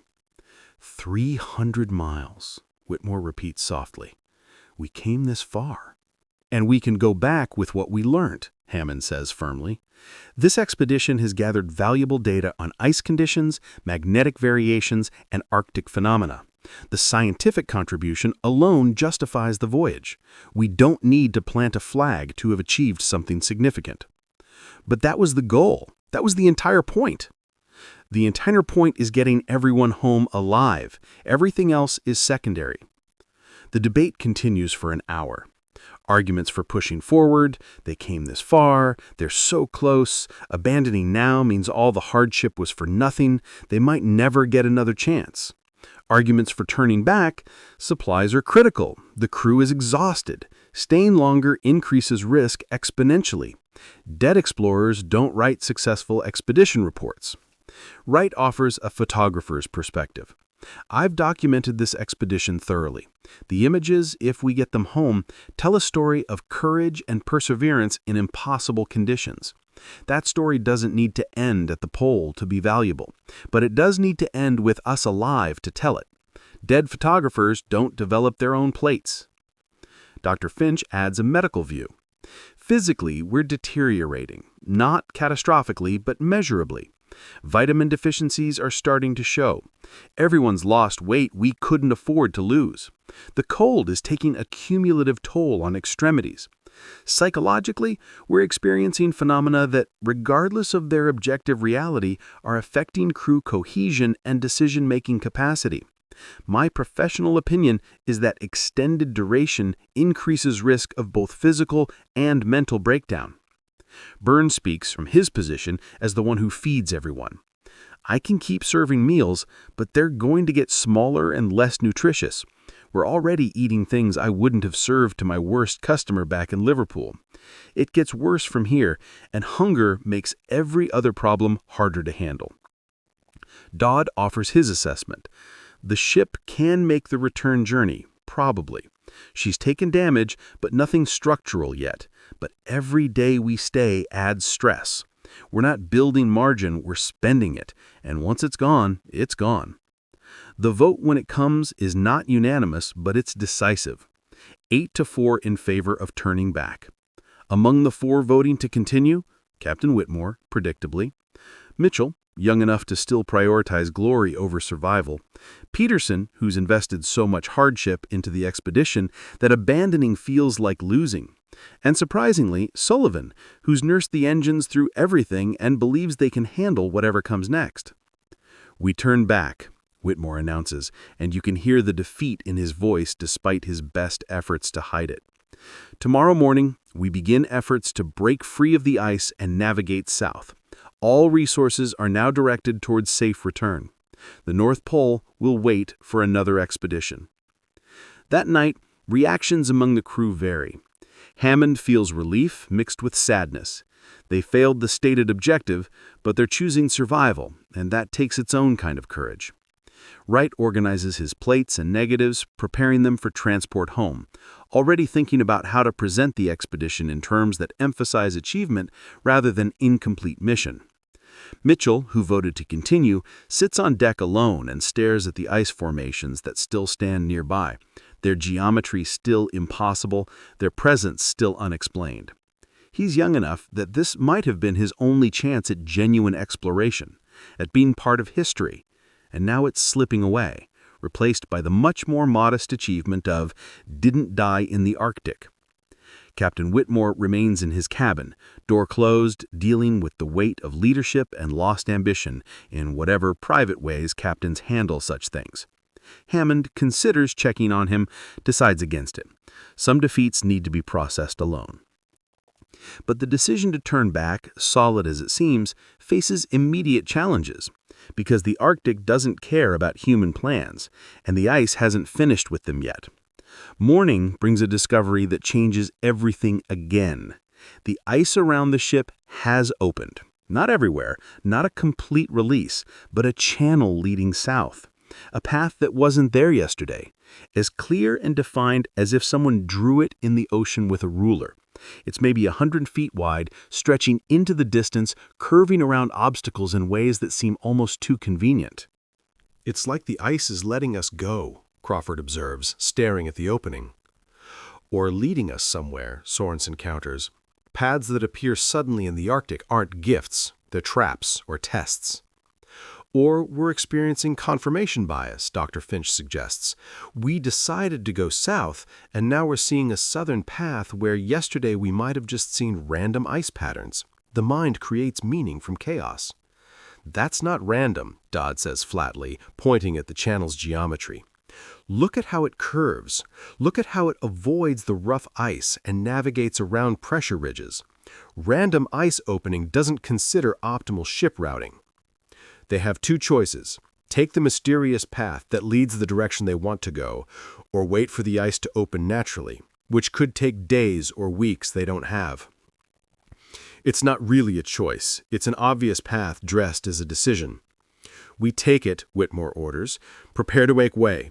Sullivan, fire up the boilers. Everyone else prepare for navigation through close quarters. We're leaving this place." The Arcturus's engines roar to life. After weeks of silence or minimal operation, the full power sounds almost aggressive. The ship shudders, complains, then begins moving. Slowly at first, testing the ice's willingness to release them. The hull scrapes against frozen boundaries, but the resistance is minimal compared to what they've faced before. They enter the channel. The ice walls rise on either side, close enough to touch, far enough to allow passage. It's like the lead they followed into the ice pack months ago, but different. That felt natural. This feels deliberate. The distinction is subtle, but unmistakable. Progress is steady. Mile after mile, the channel continues. Curves where it needs to curve. Widens where the ship needs room. Narrows where the ice allows. It's too perfect. too accommodating, and that perfection makes everyone nervous. "How long is this channel?" Mitchell asks after 4 hours of travel. "No way to know," Sorensen responds. "It doesn't appear on any maps because it didn't exist when maps were made. It might continue south for 100 miles. It might end around the next curve and leave us trapped worse than before." So we're trusting something we don't understand to guide us out of a situation we never should have been in? Welcome to Arctic exploration. That's basically the job description. They travel for 2 days through the channel. The ice walls sometimes close to within 10 feet of the hull. Sometimes they open into wider areas that might be called lakes if they were liquid instead of mostly frozen. The path trends consistently south, though not in a straight line. It winds, meanders, makes decisions that look strategic. Twice they encounter obstacles. Once, a fallen ice formation blocks the channel, but there's a narrow gap that the Arcturus can squeeze through with inches to spare. Once the channel appears to dead end, but careful investigation reveals a sharp turn that continues the path in a slightly different direction. Both times it feels less like luck and more like something planned the route knowing their ship's specifications. On the 3rd day, they emerge from the channel into broken pack ice. Still frozen, still challenging to navigate, but recognizable, natural, random. The relief is palpable. Whatever the channel was, they're out of it now, back in conditions that make sense even if they're not easy. Did that actually happen? Wright asks, no one in particular, or are we going to look back in a month and realize we experienced some kind of collective delusion about an ice channel? "I photographed it. We'll see what the images show when you develop them." Later, when Wright processes those plates, they show the channel, clear and documented, proof that something happened even if the explanation remains elusive. The ice walls, the perfect curves, the impossibly convenient routing, all captured on film. Evidence that either the Arctic played by different rules than anywhere else, or 12 men experienced identical hallucinations, or something in between that has no comfortable name. But they're out. They're moving south. The temperature is rising slightly, which in Arctic terms means transitioning from deadly to merely dangerous. Open water appears more frequently, leads that exist for natural reasons rather than mysterious ones. The world starts making sense again, slowly, like waking from a dream where the logic was consistent but alien. By mid-September, they've made enough progress that the return journey looks genuinely possible. Supplies are low but sufficient. The ship is damaged but functional. The crew is exhausted but intact. They're going to make it. Probably. The math works. Barely. And then everything accelerates in ways they don't anticipate. Late September brings changes beyond just position on a map. The crew begins to shift psychologically, transitioning from survival mode to something approaching normalcy. Conversations turn from immediate concerns to future plans. What they'll do when they get home, how they'll describe the expedition, whether they'll ever attempt anything like this again, and the unanimous answer to that last question is absolutely not. But the strange weight of the preceding months doesn't lift completely. It clings to them like the cold, something you can adjust to but never fully escape. They don't talk much about the impossible things they saw, the ice formations, the black water, the channel that appeared too conveniently. These experiences sit in memory like unexploded ordnance, dangerous to examine too closely. Wright is developing his remaining photographs, processing plates in his cramped darkroom by the light of carefully rationed chemicals. Most images turn out as expected. Crew at work, ice formations, the ship in various conditions. But some plates show nothing when they should show something, or show something when they should show nothing. "I'm going to have a difficult time explaining these to editors," he tells Hammond, showing him a series of images that defy easy interpretation. "This one shows the crew on deck, but count the figures. 13 people. We only have 12 crew. And this one shows the ice channel, but there's something in the water, a shape that doesn't correspond to any known Arctic phenomena. Could be a seal, could be an artifact of the developing process, could be something else." "Maybe don't publish those specific images," Hammond suggests. "Stick to the ones that tell a straightforward story. Brave men, challenging conditions, valuable scientific data, safe return." Leave the inexplicable parts for private journals. Is that honest? Is it dishonest to choose which truths to emphasize? We're not lying about what happened. We're just being selective about which mysteries we present to the public. Some things are better left as questions than as answers that raise more questions. The crew's health improves as stress levels decrease and the certainty of return grows. Dr. Finch's medical checks show everyone is malnourished and showing signs of extended cold exposure, but nothing that rest and proper nutrition won't eventually remedy. Mitchell's persistent cough finally breaks. Sullivan's burned hands heal enough to work without constant pain. Crawford's back improves when he's able to sleep on something approaching a comfortable surface instead of frozen ground. But Finch notices something else in his examinations, something he documents carefully but doesn't share widely. Every crew member has minor frostbite on their extremities, which is expected, but the patterns don't quite match exposure profiles. Some men have frostbite on left fingers but not right, despite working with both hands equally. Some have damage on one foot but not the other. The asymmetry suggests something other than simple cold exposure, though what that something might be remains unclear. Could be circulation issues, Finch writes in his private medical log. Could be vitamin deficiency affecting tissue resistance to cold. Could be psychosomatic manifestation of stress. Or could be something to do with the magnetic anomalies we recorded. Magnetic fields can affect biological systems in ways we don't fully understand. But this is speculation, and doctors shouldn't speculate without evidence. Still, the patterns disturb me in ways I can't quite articulate. By early October, they've reached waters where other ships occasionally pass. It's still Arctic, still dangerous, but no longer the absolute isolation of the deep freeze. They spot a Norwegian fishing vessel on October 7th, the first human contact outside their crew in 6 months. The exchange is brief, but meaningful. Confirmation that the world still exists beyond ice, that humanity still occupies the planet, that they haven't been trapped in some pocket dimension that only looks like Earth. The Norwegian captain offers supplies, which they accept gratefully. Fresh fish, bread that isn't hardtack, coffee that actually tastes like coffee instead of despair and bitterness. The crew eats like starving men because they are starving men, even if the starvation has been controlled and managed rather than absolute.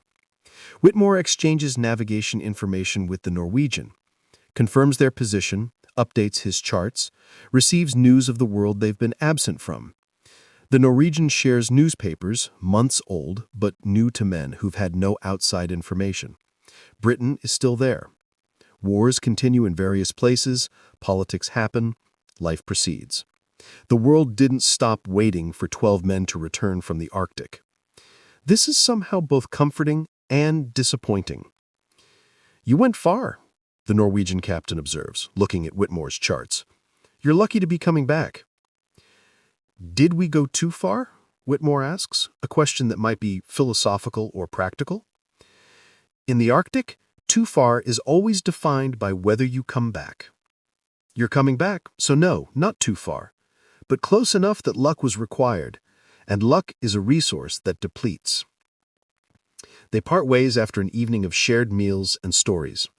The Norwegian heads back to fishing grounds. The Arcturus continues south toward Britain. But the encounter has an effect beyond just supplies and navigation updates. It reminds the crew that their weird, isolated experience has an endpoint, that the extraordinary will become ordinary again, that eventually this will be a story they tell rather than a reality they inhabit. Mid-October brings them to Scotland's northern coast. Civilization. Real, solid, unambiguous civilization. Towns with lights, harbors with multiple ships, people who aren't crew members. The sensory overload after months of minimal stimulus is almost overwhelming. They dock in Aberdeen for repairs and resupply. The ship needs extensive work before it can safely make the final journey to London. DADA's damage assessments translate into a shipyard's work orders. Hull repairs, replacement of strained timber, inspection of the engine and drive system. The Arcturus has survived, but is battered, like the crew.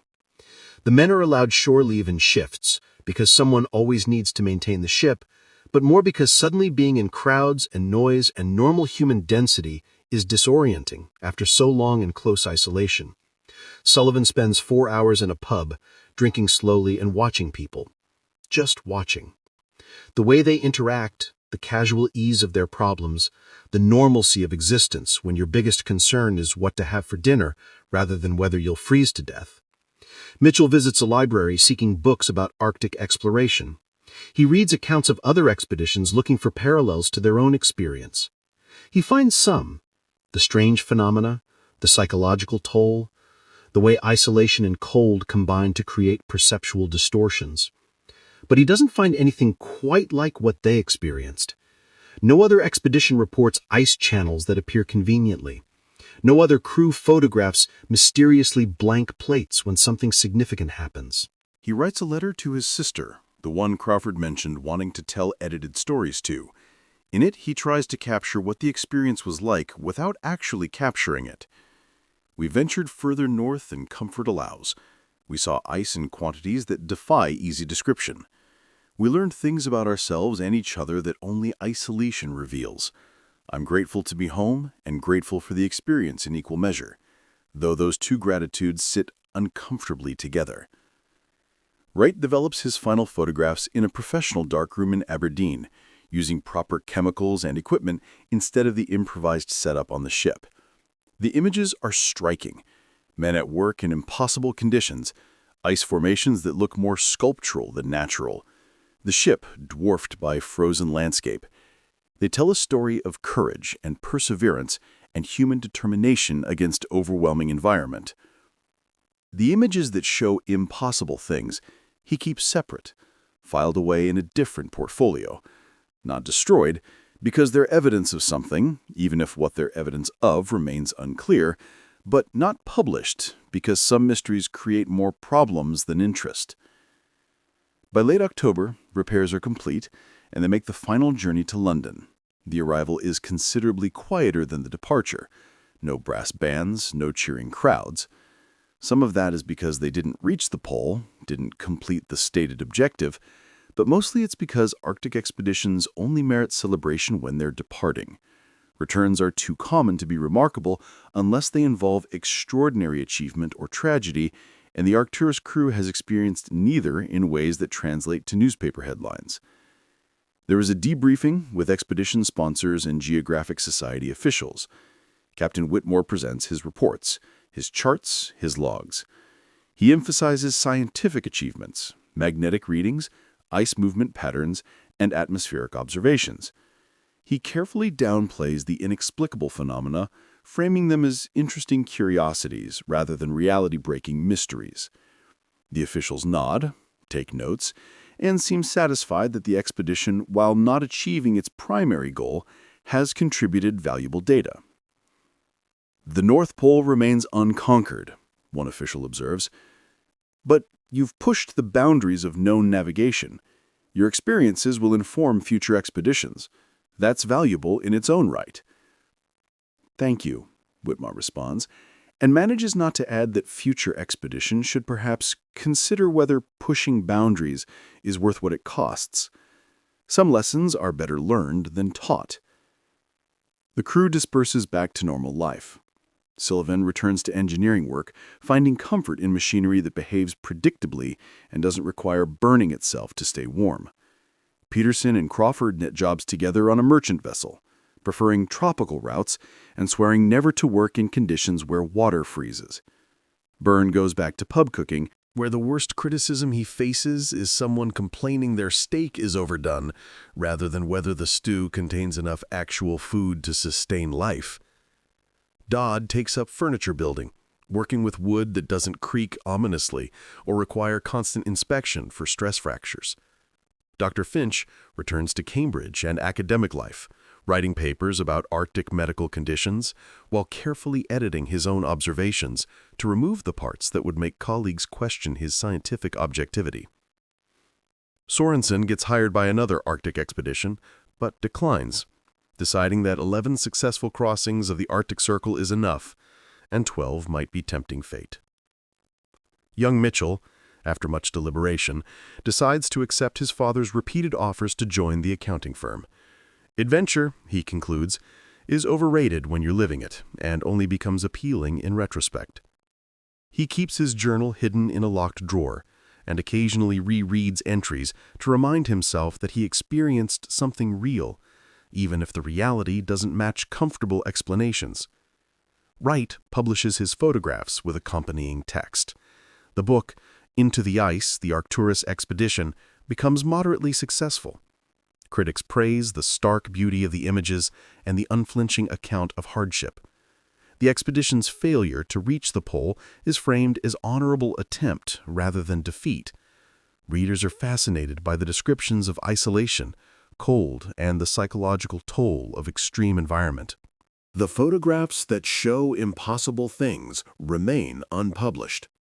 Wright keeps them in a portfolio at home, occasionally showing them to visitors who ask about the expedition. These are the images that don't fit the narrative, he'll explain. The Arctic does things to perception, to equipment, to reality itself. I captured some of those things on film. Whether that makes them more real or less, I honestly can't say. First Officer Hammond accepts a position with a shipping company, working domestic coastal routes where navigation is straightforward and the biggest risk is customs paperwork. He maintains correspondence with some crew members, but doesn't organize reunions. Some experiences are better left in memory than regularly revisited. He keeps his own journals locked away, not secret exactly, but private. Evidence of something he's not sure how to explain. Captain Whitmore retires from exploration. He gives occasional lectures about the Arcturus expedition, always framing it in terms of lessons learned and data gathered. He never mentions the ice channel that appeared conveniently, never discusses the black water circle with things moving underneath, never admits that he sometimes wakes at night convinced he can hear the ship's ice-grinding sounds even though he's on land and the Arcturus has been decommissioned. In private moments, he returns to his charts, plotting the course they actually took versus the course they planned. The discrepancy haunts him. They ended up hundreds of miles from where navigation should have put them. They experienced phenomena that violate physics. They survived circumstances that should have been unsurvivable. And he can't reconcile the facts into a narrative that makes sense within conventional understanding of Arctic geography. We went somewhere, he writes in a private letter to Hammond years after the expedition. Not just further north, somewhere else. The Arctic has layers, dimensions, aspects that maps don't capture, because maps are two-dimensional representations of a reality that doesn't conform to two dimensions. What we experienced wasn't hallucination and wasn't normal geography.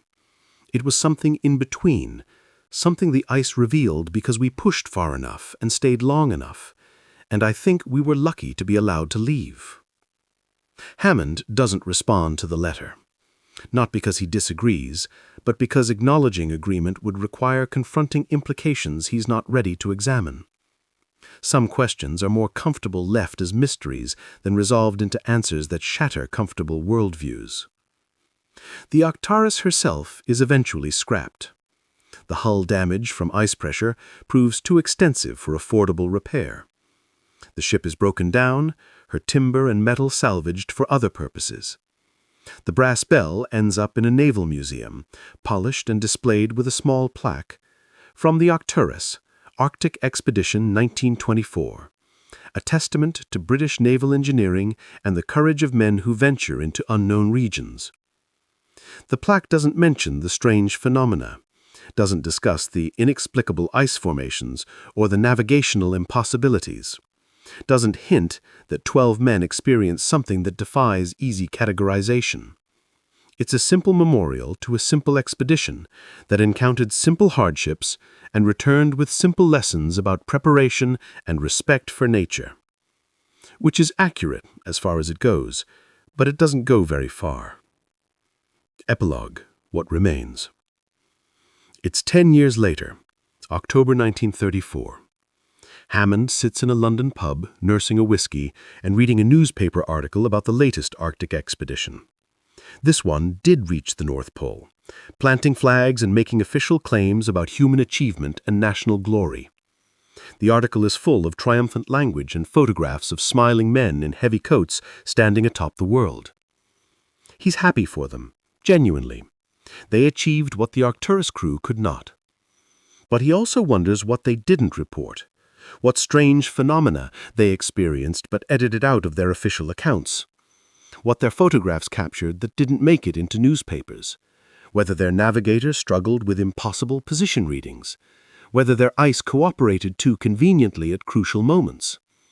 Because after talking quietly with other Arctic explorers over the years, Hammond has learned that almost everyone experiences something they can't quite explain.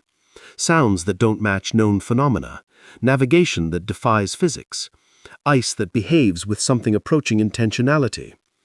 But these experiences stay in private journals and late-night conversations between people who understand that acknowledging them publicly invites ridicule or serious investigation into your mental fitness.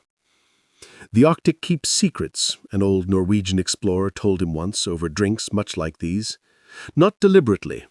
It simply exists in a way that human understanding can't fully process. We bring our frameworks, our physics, our assumptions about how reality works, and the Arctic patiently demonstrates that our frameworks are incomplete. Not wrong exactly, just insufficient for describing everything that occurs in places that remote and extreme. So what do we do with experiences that don't fit our frameworks? Hammond had asked him. We survive them, we remember them, we let them change us quietly rather than trying to change the world's understanding loudly. Because the world isn't ready to accept that there are places where its rules bend.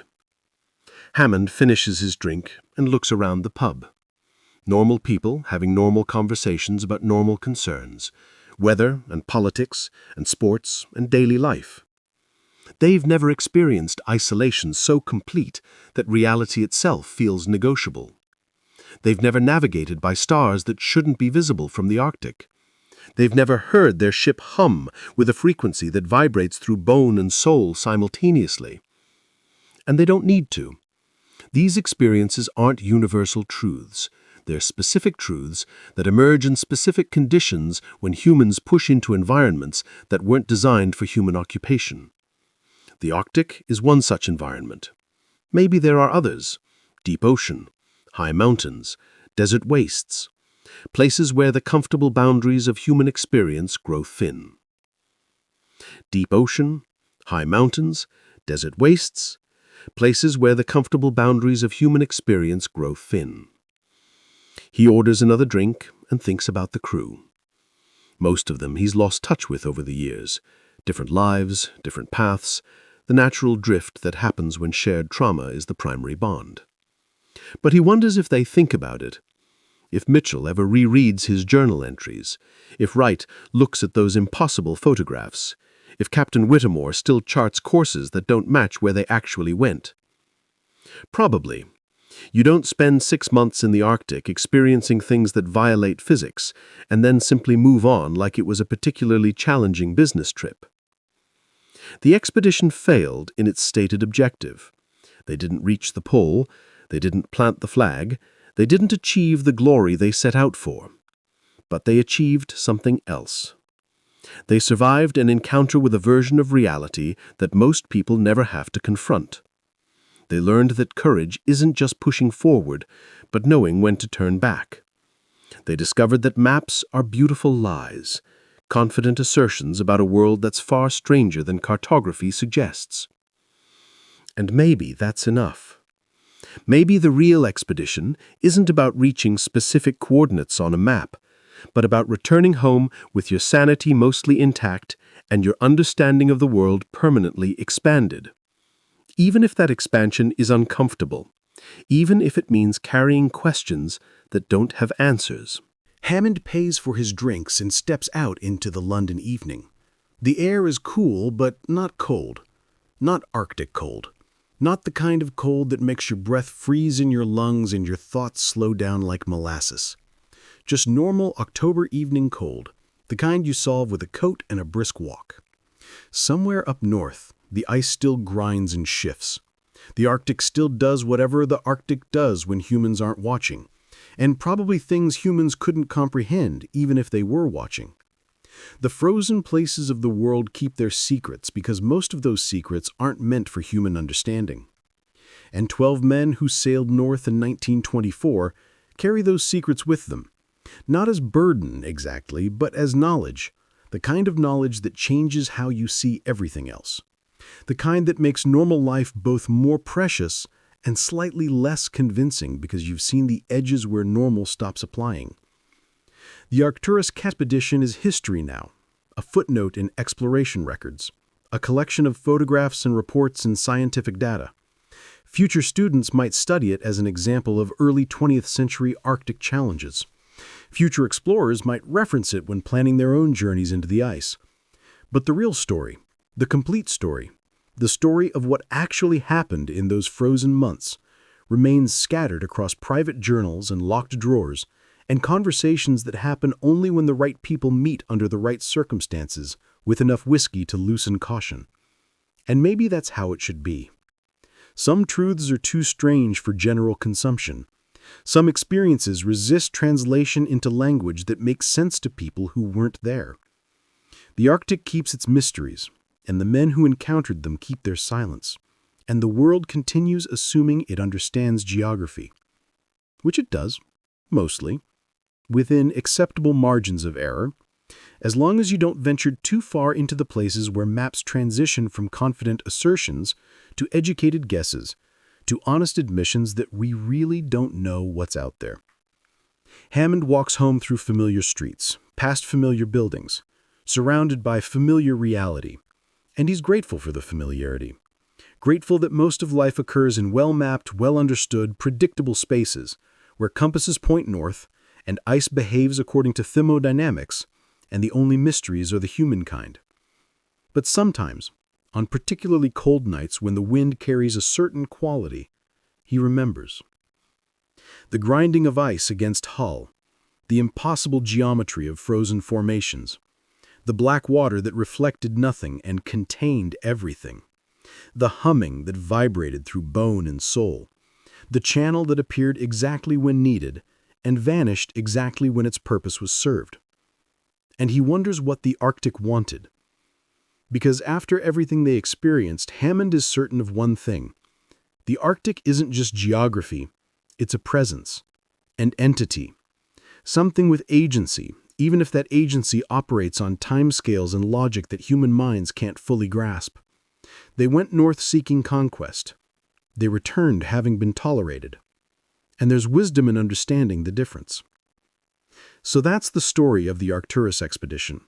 Officially, it was a failed attempt to reach the North Pole. Unofficially, it was an encounter with something far stranger than geographic coordinates. The crew survived, the ship didn't, and the Arctic keeps doing what it's always done, indifferent to human ambition, patient in ways that make glaciers look impulsive. If you made it this far, thanks for staying with me through this long, cold journey. Hit that like button if you enjoyed diving into forgotten history with weird edges. Subscribe if you want more stories about humans venturing into places they probably shouldn't and learning lessons they definitely didn't expect. And drop a comment.